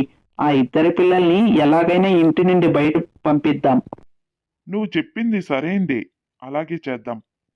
మరుసటి రోజు పుట్టక్క భాగ్య పనిచేస్తూ ఉండగా అక్కడికి రమ్య వచ్చింది. హే, నేను వేసుకునే బంగారు హారం ఎక్కడికి వెళ్ళింది? నేను దాన్ని గదిలో పెట్టి స్నానానికి వెళ్ళాను. ఇప్పుడు చూస్తే అది అక్కడ లేదు. ఎక్కడికి వెళ్ళింది? అమ్మా, ఇదేంటమ్మా? మేము ఎప్పుడు మీ గది వైపుకే వెళ్ళం కదా. నాకు మీ ఇద్దరి మీదే అనుమానంగా ఉంది. మీరు నా హారాన్ని ఆశగా చూస్తూ ఉండేవాళ్ళు. మీరే దాన్ని దొంగిలించారు. అమ్మా, దయచేసి మా పైన దొంగతనం నింద వెయ్యకండి. అప్పుడే గౌడ అక్కడికి వచ్చాడు. రమ్య అతనికి కళ్ళతోనే సైగ చేసింది. గౌడ ఒక పెద్ద కర్ర తీసుకొని ఆగ్రహంగా అరిచాడు. మర్యాదగా నిజం చెప్తారా లేదా? లేదంటే మెడ పట్టుకొని బయటికి విసిరేస్తాను. నిజం చెప్పండి. పుట్టక్క భాగ్య చేతులు జోడించి, నాన్న, మా మాటలు వినండి. మేమేమీ చేయలేదు. కానీ గౌడ వాళ్ళ మాటలేమీ వినకన్నా బాగా కొట్టాడు. ఎముకలు గడ్డగట్టే చలిలో వాళ్ళిద్దరినీ బయటికి తరిమేశాడు. ఊరంతా చూస్తూ నిలబడింది. కానీ వాళ్ళకి ఎవ్వరూ సహాయం చేయడానికి ముందుకు రాలేదు. ఇద్దరూ ఏడుస్తూ నది ఒడ్డుకి వెళ్లారు. అవమానం, నిస్సహాయత వాళ్ళని పూర్తిగా కృంగిపడేలా చేసింది. అమ్మా, నీళ్లు తేవడానికి నువ్వు ఒంటరిగా ఎందుకు వెళ్ళావు? మమ్మల్ని కూడా తీసుకొని వెళ్ళింటే మాకీ పరిస్థితి వచ్చేది కాదు. అమ్మా, నువ్వు వెళ్ళిపోయిన తర్వాత మేమెంత కష్టపడ్డామో నీకెలా చెప్పాలి? వాళ్ళు గంటల తరబడి నది ఒడ్డున కూర్చొని ఏడ్చారు. వాళ్ళ తల్లితో మాట్లాడుతున్నట్టుగా చిన్ననాటి జ్ఞాపకాల్లో మునిగిపోయారు. చలి ఎంత ఎక్కువగా ఉందంటే వాళ్ళ శరీరాలు గడ్డకట్టుకుపోయాయి. ఆ రాత్రంతా వణుకుతూ గడిపారు. మరుసటి రోజు మంజ అటువైపుగా వెళుతూ వాళ్ళని చూశాడు. అరే పుట్టక్క, భాగ్య, ఈ చలిలో ఇక్కడ ఏం చేస్తున్నారు? జబ్బు పడిపోతారు కదా, ఎందుకు ఇక్కడున్నారు? ఆ ఇద్దరు అక్క చెల్లెళ్ళు మంజ ముందు ఏడుస్తూ జరిగిందంతా చెప్పారు. మంజ కళ్ళల్లో కూడా నీళ్లు మెదిలాయి. పిల్లలు, మీ నాన్నకు నేను కూడా చాలాసార్లు చెప్పాను, ఆడపిల్లల మీద ఇంత కఠినంగా ఉండొద్దని. కానీ అతని తల్లో ఏముందో ఏమో. సరే, మీరేం భయపడకండి. మీ చిన్నాన్న ఇంకా బ్రతికే ఉన్నాడు. రండి పిల్లలు, మన ఇంటికి వెళ్దాం. వద్దు మంజా మామయ్య, ఇక మీదట మేమెవ్వరికీ భారంగా ఉండం. మా అమ్మ చివరి శ్వాస విడిచిన చోటే మేము ప్రాణాలు విడుస్తాం. మంజ ఎంత బలవంతం చేసినా వాళ్ళు వినలేదు. అతను బాధతో అక్కడి నుండి వెళ్ళిపోయాడు. వాళ్ళు మళ్ళీ అక్కడే కూర్చొని ఆ రాత్రి అక్కడే గడిపారు. మరుసటి ఉదయం ఒక ముసలమ్మ అక్కడికి వచ్చింది. ఎవరమ్మా మీరు? ఈ గడ్డకట్టే చలిలో ఇక్కడ ఏం చేస్తున్నారు? భాగ్య ఏడుస్తూ ఆ ముసలమ్మకు జరిగిన విషయమంతా వివరించింది. అవ్వ కళ్ళల్లో నీళ్లు తిరిగాయి. మంచిదే మీరు ఇక్కడికి రావడం. ఏడిస్తే ఏం మిగులుతుంది? ధైర్యం తెచ్చుకోండి. మీరు ఆడపిల్లలైతే ఏమైంది? మగపిల్లలు చేసే పని మీరు చేయగలరు.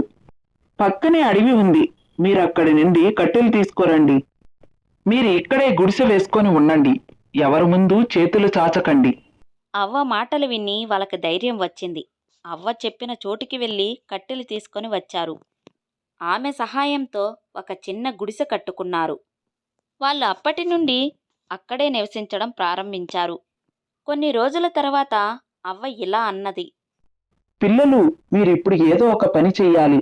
అడవిలో కావలసినన్ని చెట్లు ఉన్నాయి. వాటికి యజమాని ఎవరూ లేరు. అడవిలోని పండ్లు కోసుకొని వెళ్ళి మండీ మార్కెట్లో అమ్మండి. దానివల్ల మీకు డబ్బులు వస్తుంది. అవ్వా, మీ ఆలోచన చాలా బాగుంది. మేము పండ్లమ్ముకొని మా జీవనం సాగిస్తాం. ఇద్దరు ప్రతిరోజు అడవికి వెళ్ళి పండ్లు కోసుకొని మార్కెట్లో అమ్మేవాళ్ళు. నెమ్మదిగా వాళ్ళ ఆర్థిక పరిస్థితి మెరుగుపడింది.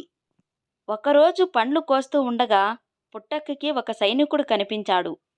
అక్క, ఈ సైనికుడు ఇక్కడ ఏం చేస్తున్నాడో తెలీదు. వెళ్ళి అడుగుదాంరా. ఇద్దరూ సైనికుడి దగ్గరికి వెళ్ళి వినయంగా అడిగారు. సైనికుడు నవ్వుతూ చెప్పాడు. మహారాజుకి వేటాడడం అంటే చాలా ఇష్టం. ఆయన ఇక్కడే బస చేయబోతున్నారు. దగ్గరలోనే నది ఉండడంతో నీటి ఇబ్బంది ఉండదు. సైనికుడు వెళ్ళిపోయిన తర్వాత వాళ్ళు వాళ్ళ గుడిసెకి తిరిగి వచ్చారు. సాయంత్రం అవ్వ గుడిసెకు వచ్చింది. మీ ముఖాల్లో ఇప్పుడు చిరునవ్వు కనిపించింది. ఇలాగే నవ్వుతూ ఉండండి. అవ్వా, మీరు మాకు చాలా సహాయం చేశారు. కానీ ఎప్పుడు మీ ఇల్లు ఎక్కడుందో మాకు చెప్పలేదు. అవ్వ రహస్యంగా భాగ్య వైపు చూసి ఇలా అన్నది. మీరు ఏ నది ఒడ్డు వైపు ఉన్నారో అక్కడే నా ఇల్లు ఎన్నో సంవత్సరాలుగా ఉంది. త్వరలోనే మీకు ఆ రహస్యం తెలుస్తుంది. ఇప్పుడు తప్పు చేసిన వారికి శిక్ష పడే సమయం వచ్చింది. అసలు ఎవరు తప్పు చేశారు? నేను ఎన్నో సంవత్సరాలుగా ఈ నది ఒడ్డున ఉంటున్నాను అని చెప్పానుగా. మీ అమ్మ ఇదే నదిలో పడి చనిపోయిందిగా. ఆమె చనిపోవడానికి ముందు ఆమె ఒంటిపైన ఉన్న నగలన్నీ మాయమయ్యాయి. ఆమె నగలన్నీ దోచుకొని ఆమెను నదిలోకి తోసేశారని ఊరంతా అనుకున్నారుగా. అవునవ్వా, అది నిజమే. ఆ నగలు ఇప్పటికీ మీ ఇంట్లోనే ఉన్నాయి. ఇది విని వాళ్ళిద్దరూ ఆశ్చర్యపోయారు. అవ్వా, మీరు ఏమంటున్నారు? మీ అమ్మను దొంగలు చంపలేదు. ఆమెను హత్య చేసింది మీ తండ్రి గౌడే. ఆయనకి మొదటి నుండే సౌమ్య అంటే ఇష్టం లేదు. ఆయన ఎప్పుడూ ఈ రమ్యాని ప్రేమించేవాడు. తన తల్లిదండ్రుల ఒత్తిడితో సౌమ్యని పెళ్లి చేసుకున్నాడు. కానీ మీరు ఇద్దరూ పుట్టిన తర్వాత అతని ద్వేషం మరింత పెరిగింది. ఒకరోజు అతని పాపపు పనిని పూర్తి చేశాడు. ఏంటి? కానీ మీకు ఇవన్నీ ఎలా తెలుసు? సమయం వచ్చినప్పుడు మీకన్నీ చెప్తాను. కానీ ఇప్పుడు మహారాజా మీ గుడిసె పక్కనే బస చేస్తున్నాడు. అక్కడికి వెళ్ళి మీరు ఈ నిజం చెప్పండి. కానీ అవ్వా, అతను సాక్ష్యం అడుగుతాడు కదా. సాక్ష్యం మీ తండ్రి గదిలోనే ఉంది. ఆ నగలు అక్కడే ఉన్నాయి. ఆలస్యం చేయకండి. తొందరగా వెళ్ళండి. ఇద్దరూ అవ్వ మాటలు విని ఆ మహారాజు దగ్గరికి వెళ్లారు. ఓహో, నది దగ్గర ఉన్న అమ్మాయిలు మీరేనా? నా సైనికుడు అంతా చెప్పాడు. మీ తండ్రి కూడా మీతో ఉన్నాడా? మహారాజా, మీకొక నిజం చెప్పడానికి వచ్చాను. దయచేసి మాకు న్యాయం చేయండి. మా అమ్మను చంపింది మరెవరూ కాదు, మా నాన్నే. ఏమంటున్నావు? నీకు ఈ విషయంపై పూర్తి నమ్మకం ఉందా? అవును మహారాజా, మాకిప్పుడు అన్నీ అర్థమవుతున్నాయి. నేను న్యాయాన్ని పాటించే రాజుని. ఒకవేళ మీ తండ్రి, మీ సవితి తల్లి నిజంగా దోషులని తేలితే వాళ్ళకి కఠినమైన శిక్ష తప్పదు. రండి నాతో పాటు. రాజు పుట్టక్క, భాగ్య మరియు సైనికుడు కూడా గౌడ ఇంటికి వెళ్లారు. గౌడ మరియు రమ్య మహారాజును చూసి అక్షరాలా వణికిపోయింది. మహారాజా, అసలు ఏమైంది? మహారాజా, వీళ్ళిద్దరూ నా కూతుర్లే. నా గురించి మీ దగ్గర ఏదైనా ఫిర్యాదు చేశారా స్వామి? అర్జున గౌడ, నీ అసలు రంగు బయటపడింది. ఎన్నో సంవత్సరాల క్రితం నీ భార్య సౌమ్యాన్ని చంపింది నువ్వే కదా? అయ్యో, ఏమంటున్నారు మహారాజా? ఇదంతా అబద్ధం, పచ్చి అబద్ధం స్వామి. సైనికుల్లారా, వెంటనే లోపలికెళ్ళి అన్ని గదులు వెతకండి. ఏ నగలు కనిపించినా వెంటనే నా దగ్గరికి తీసుకురండి. సైనికులు లోపలికి వెళ్లి కొంతసేపటి తర్వాత బంగారు నగలతో తిరిగి వచ్చారు. ఇదే ఆ హారం. మేము ఆ హారాన్ని దొంగలించామని మా పైన నింద వేసి ఆ గడ్డగట్టే చలిలో మా నాన్న ఇంటి నుండి బయటికి గెంటేశారు. ఇదే ఆ హారం. ఇవి మా అమ్మ చనిపోయే రోజు ధరించిన నగలు మహారాజా. గౌడ ముఖం పాలిపోయింది. అంతలోకే మంజ అక్కడికి పరిగెత్తుకుంటూ వచ్చాడు. అరే, ఈ నగలు సౌమ్య నదికి వెళ్ళేటప్పుడు ధరించిన నగలే కదా? గౌడా, ఇకనైనా నిజం చెప్పు. నీ భార్యని ఎందుకు చంపావు? ఇప్పటికైనా నిజం ఒప్పుకో. మహారాజా, నేను సౌమ్యను చాలా ప్రేమించేవాడిని. నాకు ఈ నగలు నది ఒడ్డున పొదల్లో దొరికాయి అంతే. వాటి గురించి ఎవరికి చెప్పకపోవడమే నేను చేసిందే తప్పు. కేవలం నగలు దొరికాయని నన్ను హంతకుడని ఎలా అంటారు? మహారాజా కొంతసేపు మౌనంగా ఉన్నాడు. ఆ ముసలమ్మ అక్కడికి వచ్చింది. ఇతను అబద్ధం చెప్తున్నాడు మహారాజా. అని అనగానే ఆ అవ్వ చుట్టూ రంగురంగుల కిరణాలు వ్యాపించాయి. ఆ కొద్ది క్షణాల్లోనే ఆ అవ్వ సౌమ్య రూపంలోకి మారిపోయింది. నేను సౌమ్యను. నేను ఎన్నో సంవత్సరాల క్రితం నదికి నీళ్లు తీసుకురావడానికి వెళ్ళినప్పుడు నా భర్త నా దగ్గరికి వచ్చి దొంగల భయం ఉంది, ఆ నగలు ఇవ్వు అని అన్నాడు. నేను అతన్ని నమ్మాను. ఆ నగలు తీసిన కొంతసేపటికే ఆయనే నన్ను నదిలోకి తోసేశాడు. నాకు ఈత రాదు. నేను మునిగిపోతున్న సమయంలో మంజా వచ్చాడు. కాని అప్పటికే నా ప్రాణం పోయింది. అక్కడ ఉన్నవారంతా విసిగిపోయారు. ఇన్ని సంవత్సరాలు నా ఆత్మ అల్లాడుతూనే ఉంది. నా కూతురు కష్టాల్లో చూడలేక రూపం మార్చుకొని వాళ్ళ దగ్గరికి వచ్చాను. వాళ్ళకి ధైర్యం ఇచ్చాను, అండగా నిలిచాను. ఈరోజు ఇతని పాపం బయటపడిన రోజే నా ఆత్మకి శాంతి లభిస్తుంది. అర్జున గౌడ, నువ్వు నీ భార్యనే హత్య చేశావు. ఇప్పుడు నువ్వు, నీ భార్య రమ్య జీవితాంతం మీరు జైల్లోనే కుంగి కృషించిపోవాలి. సైనికుల్లారా, వీళ్ళని బంధించండి. సైనికులు గౌడను రమ్యను ఈడ్చుకుంటూ తీసుకొని వెళ్లారు. పిల్లలు, నేనిప్పుడు విముక్తి పొందే సమయం వచ్చింది. అమ్మా, అమ్మా! అప్పుడే రంగురంగుల కిరణాల్లో సౌమ్య మాయమైపోయింది. పుట్టక్క, సౌమ్య, ఇప్పుడు మీరు ఎక్కడికి వెళ్తారు? మంజమామయ్య, మేమిక ఇక్కడ ఉండం. నది ఒడ్డున ఉన్న మా గుడిసెలోనే ఉంటాం. ఆ గుడిసెను మా అమ్మ చేతులారా కట్టించింది. మా అమ్మ ఆత్మకి ఎక్కడ శాంతి దొరికిందో మేము అక్కడే ఉంటాం. అవును మామయ్య, అదే మా ఇల్లు. ఈ ఇల్లు మా నాన్న చేసిన పాపాలను గుర్తు చేస్తుంది. ఒకప్పుడు దుఃఖానికి సాక్ష్యంగా నిలిచిన నది ఒడ్డున ఆ గుడిసె ఇప్పుడు ప్రశాంతతకు నిలయంగా మారింది. ఎక్కడైతే కన్నీళ్లు ప్రవహించాయో అక్కడ ఇప్పుడు నమ్మకం ప్రవహిస్తుంది. సత్యం బయటికి రావడానికి ఆలస్యం కావచ్చు, కానీ సత్యం బయటపడినప్పుడు దానికి సాక్ష్యంగా నది కూడా నిలుస్తుంది. గోదావరి జిల్లాలోనే రామాపురం అనే పచ్చని పల్లెటూరు. ఆ ఊరిలోనే రంగనాథం, లక్ష్మి దంపతులు నివసిస్తున్నారు. రంగనాథం చాలా అమాయకుడు, ఎంతో నిజాయితీపరుడు. లక్ష్మి ఎంతో బాధ్యత గల ఇల్లాలు. ఒకరోజు ఉదయం పూట పొలానికి వెళ్ళడానికి సిద్ధమవుతున్నాడు. లక్ష్మి, లక్ష్మి, ఎంతసేపు? చూడు, ఎంత పొద్దెక్కిపోతుందో. ఇంకా సద్ది మూట కట్టలేదా? పొలంలో పండ్లు ఆగిపోతాయి. లక్ష్మి లోపల నుండి పరిగెత్తుకుంటూ వస్తూ, ఇదిగో తెస్తున్నానండి. ఎందుకంత కంగారు? ఈరోజు మీకోసం గోంగూర పచ్చడి గడ్డ పెరుగు వేశాను. ప్రశాంతంగా చెట్టు నీడన కూర్చొని తినండి. ఆకలికి అమృతంలా ఉంటుందిలేవే నీ దస్తూరి. సరే కాని నేను వెళ్ళి వస్తాను. ఇదిగో, ఎవరైనా ఇంటికి వస్తే అరుగు మీద కూర్చోబెట్టి మర్యాద చెయ్యి. ఆహా, సరేనండి. మీరు జాగ్రత్తగా వెళ్ళిరండి. ఆ ఎండలో ఎక్కువగా కష్టపడకండి. తలకి టువాల చుట్టుకోండి. గంగరాజు పొలానికి వెళుతూ ఉండగా ఇంటి ముందు ఒక సైకిల్ బెల్లు మోగుతుంది. పంచె కట్టుకొని అప్పారావు నవ్వుతూ సైకిలు దిగుతాడు. ఏమయ్యా బామర్ది, నేను వచ్చేసరికి పొలానికి వెళ్దాం అనుకున్నావా ఏమిటి? నేను రావడం నీకు ఇష్టం లేదా ఏమిటి? అరే బావా, నువ్వా? రా బావా రా. చాలా కాలానికి ఈ రామాపురం గుర్తుకు వచ్చిందా? ఇష్టం లేకపోవడం ఏంటి బావా? నువ్వు వస్తే పండగే కదా. లక్ష్మి సంతోషంగా, రండి అన్నయ్య గారు. మీ రాకతో మా ఇల్లు కలకలలాడుతుంది. ప్రయాణం వల్ల అలసిపోయి ఉంటారు. మా వదిన రాలేదా అన్నయ్య? మీ వదినకి పుట్టింటి మీద ప్రేమ ఎక్కువైంది చెల్లమ్మా. వారం రోజుల క్రితం తన పుట్టింటికి వెళ్ళింది. నేను ఒక్కడినే ఆ ఇంటిలో ఉండలేక బోరు కొట్టి ఇలా సైకిల్ వేసుకొని మీ ఇంటికి వచ్చేసాను. మంచి పని చేసేసావు బావా. నువ్వు రావడం నాకు చాలా సంతోషంగా ఉంది. లక్ష్మి, బావ కోసం మంచిగా వంట చెయ్యి.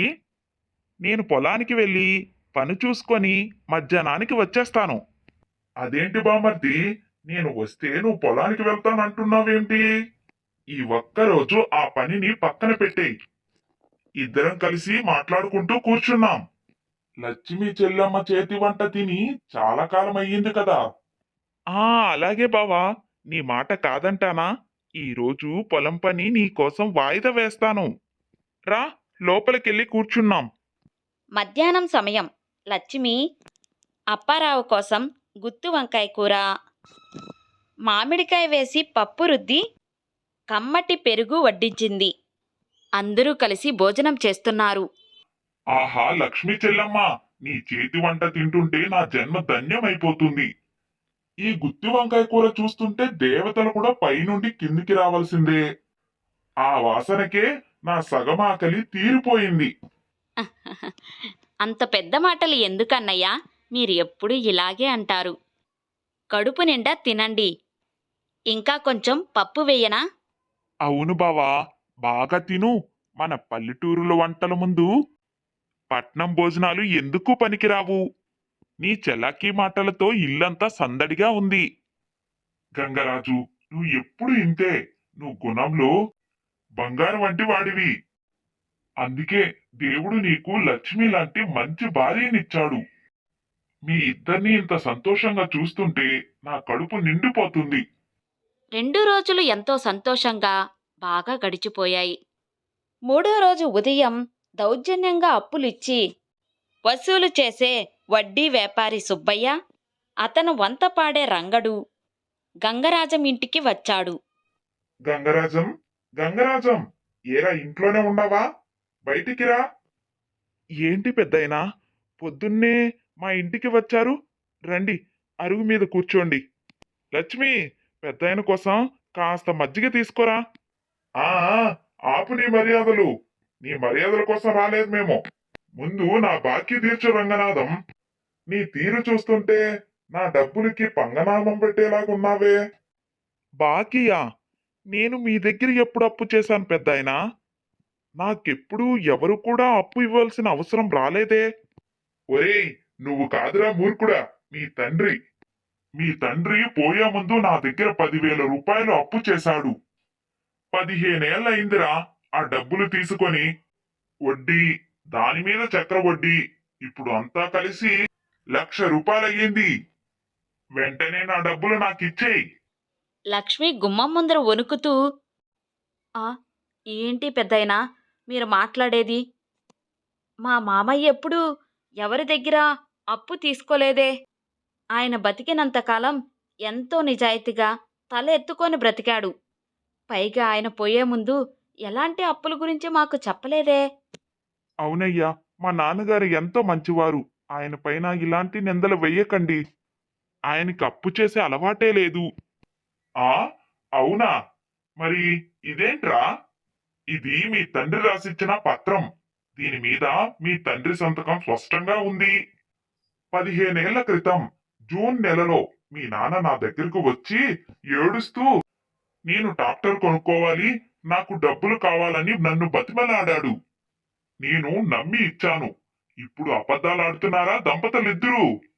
అవును గంగరాజం, నేను కూడా ఆ రోజు అక్కడే ఉన్నాను. మీ నాన్నగారు సుబ్బయ్య గారి దగ్గర డబ్బులు తీసుకోవడం నా కళ్ళారా నేను చూశాను. సుబ్బయ్య గారు చెప్పేది 100% నిజం. అయ్యా, నా మాట నమ్మండి, మా నాన్నగారు అలాంటి వారు కాదు. నా దగ్గర అంత డబ్బులు కూడా లేదు. మా దగ్గర ఉన్నది ఆ 2 ఎకరాల పొలమే. దాన్ని చూసే మేం బ్రతుకుతున్నాం. కాస్త మా మీద దయ చూపండి. దయేంట్రా దయ్యా? నీ దగ్గర డబ్బులు లేకపోతే ఆ 2 ఎకరాల పొలం నా పేరు మీద రాయించు. అప్పుడు సరిపోతుంది. నేను ఊరికే వదిలిపెట్టను. రేపు ఉదయం సర్పంచ్ గారి సమక్షంలో రచ్చబండ దగ్గర పంచాయతీ పెడుతున్నాను. నీ దగ్గర డబ్బులు లేకపోతే ఆ 2 ఎకరాలు ఉన్న పత్రాలు తీసుకొనిరా. సుబ్బయ్య రంగడు అక్కడి నుండి వెర్రవీగుతూ వెళ్ళిపోయారు. గంగరాజు నిరాశగా తల పట్టుకొని గుమ్మం ముందు ఏడుస్తూ కూర్చొని ఉంటాడు. లక్ష్మి కూడా కన్నీళ్లు పెట్టుకుంటుంది. ఇదంతా కూడా లోపల నుండి అప్పారావు గమనిస్తూ ఉంటాడు. అప్పారావు మెల్లిగా బయటికి వచ్చి గంగరాజం భుజం మీద చెయ్యి వేస్తూ, బామర్ది, ఎందుకు అలా బాధపడతావు? నిజాయితీగా బ్రతికే వాళ్ళకి ఎప్పుడూ కష్టం రాదు. ఒకవేళ వచ్చినా అది ఎంతో కాలం నిలవదు. నువ్వు ధైర్యంగా ఉండు. ఎలా ధైర్యంగా ఉండమంటున్నారు అన్నయ్య గారు? ఆ ముసలాయన చూస్తే 1,00,000 రూపాయలు అంటున్నాడు. లేకపోతే మా ప్రాణమైనా మా పొలాన్ని లాక్కుంటాను అంటున్నాడు. మాకింక ఏ దారుంది అన్నయ్య గారు? లక్ష్మి చెల్లమ్మ, ఆ సుబ్బయ్యగాడు మొహంలో మోసం నాకు స్పష్టంగా కనిపిస్తుంది. మీ మామయ్య గారు ఎలాంటి వాడో నాకు కూడా తెలుసు. ఆ ముసలోడు పెద్ద నాటకం ఆడుతున్నాడు. రేపు పంచాయతీలో నేను మీ తరపున మాట్లాడుతాను. మీరు అసలు ఏమీ భయపడకండి. వాడి అబద్ధాన్ని నేను నిరూపిస్తాను. కానీ బావా, వాడి దగ్గర పత్రం ఉంది కదా బావా, దాని మీద మా నాన్న సంతకం లాగానే ఉంది. పంచాయతీ పెద్దలు మన మాట వింటారా? నువ్వు ముందు నా పైన నమ్మకం ఉంచు రంగనాథం. పంచాయతీ ముందు ఆధారాలతో సహా దోషిని పట్టుకోవడం నాకు తెలుసు. దానికి కాస్త సమయస్ఫూర్తి కావాలి. నేను ఈ రోజు రాత్రంతా ఆలోచించి వాళ్ళ ఆట కట్టిస్తాను. నువ్వు కన్నీళ్లు తుడుచుకో. మరుసటి ఉదయం ఊరి మధ్యలో పెద్ద చెట్టు కింద రచ్చబండ దగ్గర పంచాయతీ జరిగింది. ఊరు సర్పంచ్, పెద్దలు అందరూ కూర్చున్నారు. గ్రామ ప్రజలందరూ ఏం జరుగుతుందో అని ఆసక్తిగా వచ్చారు. గంగరాజం, లక్ష్మి బిక్కుబిక్కుమంటూ నిలబడ్డారు. వారి పక్కనే అప్పారావు ధైర్యంగా నిలబడ్డాడు. అందరికీ నమస్కారం. సుబ్బయ్య గారు, ఏమిటి రంగయ్య మీద ఫిర్యాదు చేస్తున్నది? అసలు సమస్య ఏమిటి? వివరంగా చెప్పండి. అయ్యా సర్పంచ్ గారు, వీళ్ళ నాన్న నా దగ్గర 10,000 రూపాయలు ట్రాక్టర్ కొనుక్కోవాలని అప్పుగా తీసుకున్నాడు. దానికి ఆధారమే మీ దగ్గర ఉన్న పత్రం. ఇదిగో నా దగ్గర ఇంకొక ఆధారం కూడా ఉంది. నా పక్కనే ఉన్న రంగనాథం కూడా సాక్ష్యం. ఇప్పుడు వడ్డీలతో కూడా కలిపి 1,00,000 రూపాయలు అయ్యింది. నా డబ్బులు నాకు కావాలి, లేదా వాళ్ళ దగ్గర ఉన్న పొలం నా పేరు మీద రాయించండి. పత్రం అంతా సరిగానే ఉన్నట్టుంది. గంగరాజం, నువ్వేమంటావు? మీ నాన్న తీసుకున్న అప్పు తీర్చాల్సిన బాధ్యత నీదే కదా? అయ్యా, మా నాన్నగారు ఎప్పుడూ అప్పు చెయ్యలేదు. నాకు ఏమీ తెలియదయ్యా. సర్పంచ్ గారు నమస్కారం. నేను గంగరాజంకి వరుసకి బావను. మా బామార్ది తరపున నేను కొన్ని మాటలు మాట్లాడవచ్చా? దయచేసి నాకు అనుమతి ఇవ్వండి. ఆ, సరే చెప్పు అప్పారావు. నీ దగ్గర ఏమైనా ఆధారాలుంటే మాట్లాడు. సుబ్బయ్య గారు, మీరు పెద్దవాళ్ళు. మా మామగారు మీ దగ్గర అప్పు తీసుకున్నారని చెబుతున్నారు. దానికి ఈ రంగడు సాక్ష్యం అంటున్నారు, అవునా?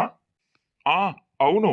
ఆ పత్రం మీద నా మాట మీద మీకేమైనా అనుమానాలు ఉన్నాయా ఏమిటి? అదేమీ లేదు పెద్దాయనా, కేవలం చిన్న అనుమానం అంతే. 15 ఏళ్ల క్రితం జూన్ నెలలో పత్రం రాశారు కదా, ఆ రోజు వాతావరణం ఎలా ఉందో సాక్ష్యమున్న రంగయ్య గారికి ఏమైనా గుర్తుందా? 15 ఏళ్ళు అయ్యింది కదా, ఏమైనా గుర్తు ఉందో లేదో అని చిన్న సందేహం. ఆ ఆ రోజు చాలా ఎండగా ఉంది. ఎండ మండిపోతుంటే గంగరాజం వాళ్ళ నాన్న చెమటలు కక్కుకుంటా వచ్చి డబ్బులు తీసుకొని వెళ్ళాడు. నాకు బాగా గుర్తుంది సర్పంచ్ గారు. అదేంటి పెద్దాయనా, జూన్ నెలలో భారీగా వర్షాలు పడుతుంటే భయంకరమైన వర్షంలో మా మామయ్య గొడుగు వేసుకొని వచ్చి మీ దగ్గర డబ్బులు తీసుకున్నాడని ఊర్లో వాళ్ళకి నిన్నంతా చెప్పారు కదా.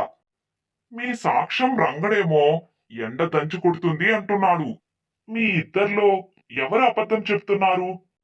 ఆ వర్షమే వర్షమే పడుతుంది. వీడికెప్పుడు మతిమరిపే. అందుకే ఎండ అంటున్నాడు. వర్షమే వర్షంలో తడుచుకుంటూ వచ్చాడు గంగరాజం వాళ్ళ నాన్న. ఏంటి, ఇద్దరికి పొంతం లేకుండా మాట్లాడుతున్నారు? సాక్ష్యం ఒకలా, అప్పిచ్చిన వాడు ఒకలా చెప్తున్నారు ఏమిటి? ఖచ్చితంగా ఏదో మోసం ఉంది. అయ్యా సర్పంచ్ గారు, సాక్ష్యాలు చెప్పడం కాదు గాని వీళ్ళిచ్చిన పత్రము పూర్తిగా నకిలీదని నా దగ్గర ఒక సాక్ష్యం ఉంది. నా దగ్గర 2 బలమైన ఆధారాలు ఉన్నాయి. దయచేసి వినండి. ఆధారాలా? అప్పారావు, తొందరగా చెప్పు. మొదటి ఆధారమయ్యా, సుబ్బయ్య గారు మా మామయ్య గారు ట్రాక్టర్ కొనాలని డబ్బులు అప్పుగా తీసుకున్నాడని రాశాడు కదా. సర్పంచ్ గారు, మీరు దయచేసి ఈ గ్రామస్తులకి చెప్పండి. మొదట మన ఊరు రామాపురంలోకి మొదటి ట్రాక్టర్ ఎప్పుడు వచ్చింది? మనూరికి ట్రాక్టర్ మొదటిగా ఎప్పుడు వచ్చిందంటే 5 ఏళ్ల క్రితం నేనే కొన్నాను అప్పారావు. అంతకు ముందు అందరూ ఎడ్ల బండే వాడేవాళ్ళం. ట్రాక్టర్ అనే మాటే లేదు. ట్రాక్టరే రానప్పుడు 15 ఏళ్ల క్రితం ఏ ఊర్లో కొన్నామని మా మామయ్య అప్పు తీసుకున్నాడు? అసలు ఆయనకి ట్రాక్టర్ నడపడం అప్పట్లో రాదు కదా. రోడ్డు మీద కూడా చూసింది లేదు. ఇది పచ్చి అబద్ధం కదా. అది అది బహుశా వేరే దానికి తీసుకొని ఉంటాడు. ఆ పత్రం రాసిన వాడు తప్పుగా రాసి ఉంటాడు. నా తప్పు లేదు. సరే సరే సరే, రెండో ఆధారం చెప్తాను సర్పంచ్ గారు వినండి. ఈ పత్రం మీద సంతకం పెట్టడానికి ఉపయోగించిన సిర చూడండి. ఇది నీలం రంగు పాల్ పాయింట్ 9 నీలం రంగుతో రాసింది. 15 ఏళ్ల క్రితం మన ఊరి వాళ్ళు ఇంకు పెన్నులు లేదా బొగ్గుతో రాసేవాళ్ళు. ఈ పాల్ పాయింట్ పెన్నులు వచ్చి మన ఊరికి కేవలం 10 ఏళ్ళు మాత్రమే అయ్యింది. అయ్యా, నన్ను క్షమించండి సర్పంచ్ గారు, నాకేమీ తెలీదు. ఒక 500 రూపాయలు ఇస్తానని ఈ సుబ్బయ్య గారే నన్ను ఆ పత్రం మీద సంతకం చేయమన్నారు. నా ప్రాణాలు కాపాడండి. సుబ్బయ్య, ఎంత మోసగాడవయ్యా నువ్వు. ఊరిలో పెద్దవాడవని గౌరవిస్తే అమాయకుడైన గంగరాజు పొలాన్ని కాజేయాలని ఇంత పన్నాగం పన్నావా? నీ వయసుకైనా సిగ్గులేదా? ఊరి జనం ముందు ఎలా తలెత్తుకొని తిరుగుతావు? చిచి, ఇంత నీచమైన పనిని వీడు ఊరికి వదిలిపెట్టకూడదు. సుబ్బయ్య చేసిన ఈ పనికి మన ఊరి పంచాయతీ భారీ జరినామా విధిస్తుంది. గంగరాజుకు జరిగిన మానసిక స్తోభకు నష్టపరిహారంగా 5,000 రూపాయలు సుబ్బయ్య గంగరాజునికి ఇప్పుడే ఇవ్వాలి. ఇక పైన ఇలాంటి మోసాలు ఎవరిపైనైనా పాల్పడితే ఊరి నుండి వెలివేస్తాము. కబడ్దాల్. సుబ్బయ్య అవమానంతో తలదించుకొని అక్కడి నుండి పారిపోయాడు. పంచాయతీ ముగిసిన తర్వాత గంగరాజం కన్నీళ్లతో, బావా, నువ్వు రాకపోయింటే నా జీవితం ఏమైపోయిండేదా బావా. మా నాన్నగారి మీద పడ్డ నిందను నువ్వే చెరిపేశావు. మా ప్రాణమైన ఈ పొలాన్ని నువ్వే కాపాడావు. నేను ఈ జన్మకు నీ రుణం తీర్చుకోలేను బావా. నువ్వు దేవుడువు బావా. లక్ష్మి కన్నీళ్లతో 2 చేతులు జోడించి, మీరు మా ఇంటికి వచ్చిన చుట్టాలు కాదు అన్నయ్య గారు, మా ఇంటికి వచ్చిన దేవుడివి. మీకు మా కుటుంబం ఎప్పటికీ రుణపడి ఉంటుంది. పిచ్చివాడా, కుటుంబం అంటే ప్రతి పండకి వచ్చి భోజనం చేయడం, బట్టలు పెట్టుకోవడం మాత్రమే కాదు. కష్టం వచ్చినప్పుడు ఒకరికి ఒకరికి అండగా నిలబడడమే. అసలైన కుటుంబం అంటే. నువ్వు అమాయకుడివి. నిన్ను ఎవరైనా సులభంగా మోసం చేస్తారని భయపడి సుబ్బయ్య కన్ను నీ మీద పడింది. అందుకే కాస్త తెలివిగా వ్యవహరించాలి. సరే సరే, ఇక ఏడుపులాపి ఇంటికి పదాండి. ఈరోజు సంతోషకరమైన విషయం. లక్ష్మీ చెల్లమ్మ, ఈరోజు బొబ్బట్లు చేసి పెడితే మీ బావ సంతోషంగా కడుపు నిండా తింటాడు. లక్ష్మి నవ్వుతూ సంతోషంగా కళ్ళు తుడుచుకొని, తప్పకుండా అన్నయ్య, మీకోసం నేతి బొబ్బట్లు చేస్తాను. రండి రండి, ఇంటికి వెళ్దాం. కష్టాల మబ్బులు తొలగిపోయి మళ్ళీ ఆ ఇంట్లో నవ్వులు వినిపించాయి.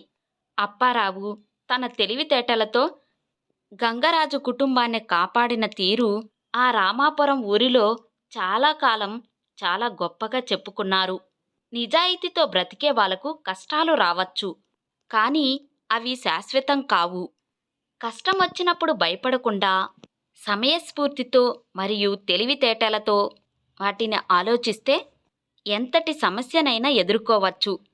కుటుంబం మరియు స్నేహితులు ఆపదలో ఉన్నప్పుడు అండగా నిలబడ్డమే గొప్ప బలం. చూశారు కదా, మన వీడియో కనుక నచ్చినట్లయితే లైక్, షేర్, సబ్స్క్రైబర్ చేసుకోండి. మరొక మంచి వీడియోతో మళ్ళీ కలుద్దాం.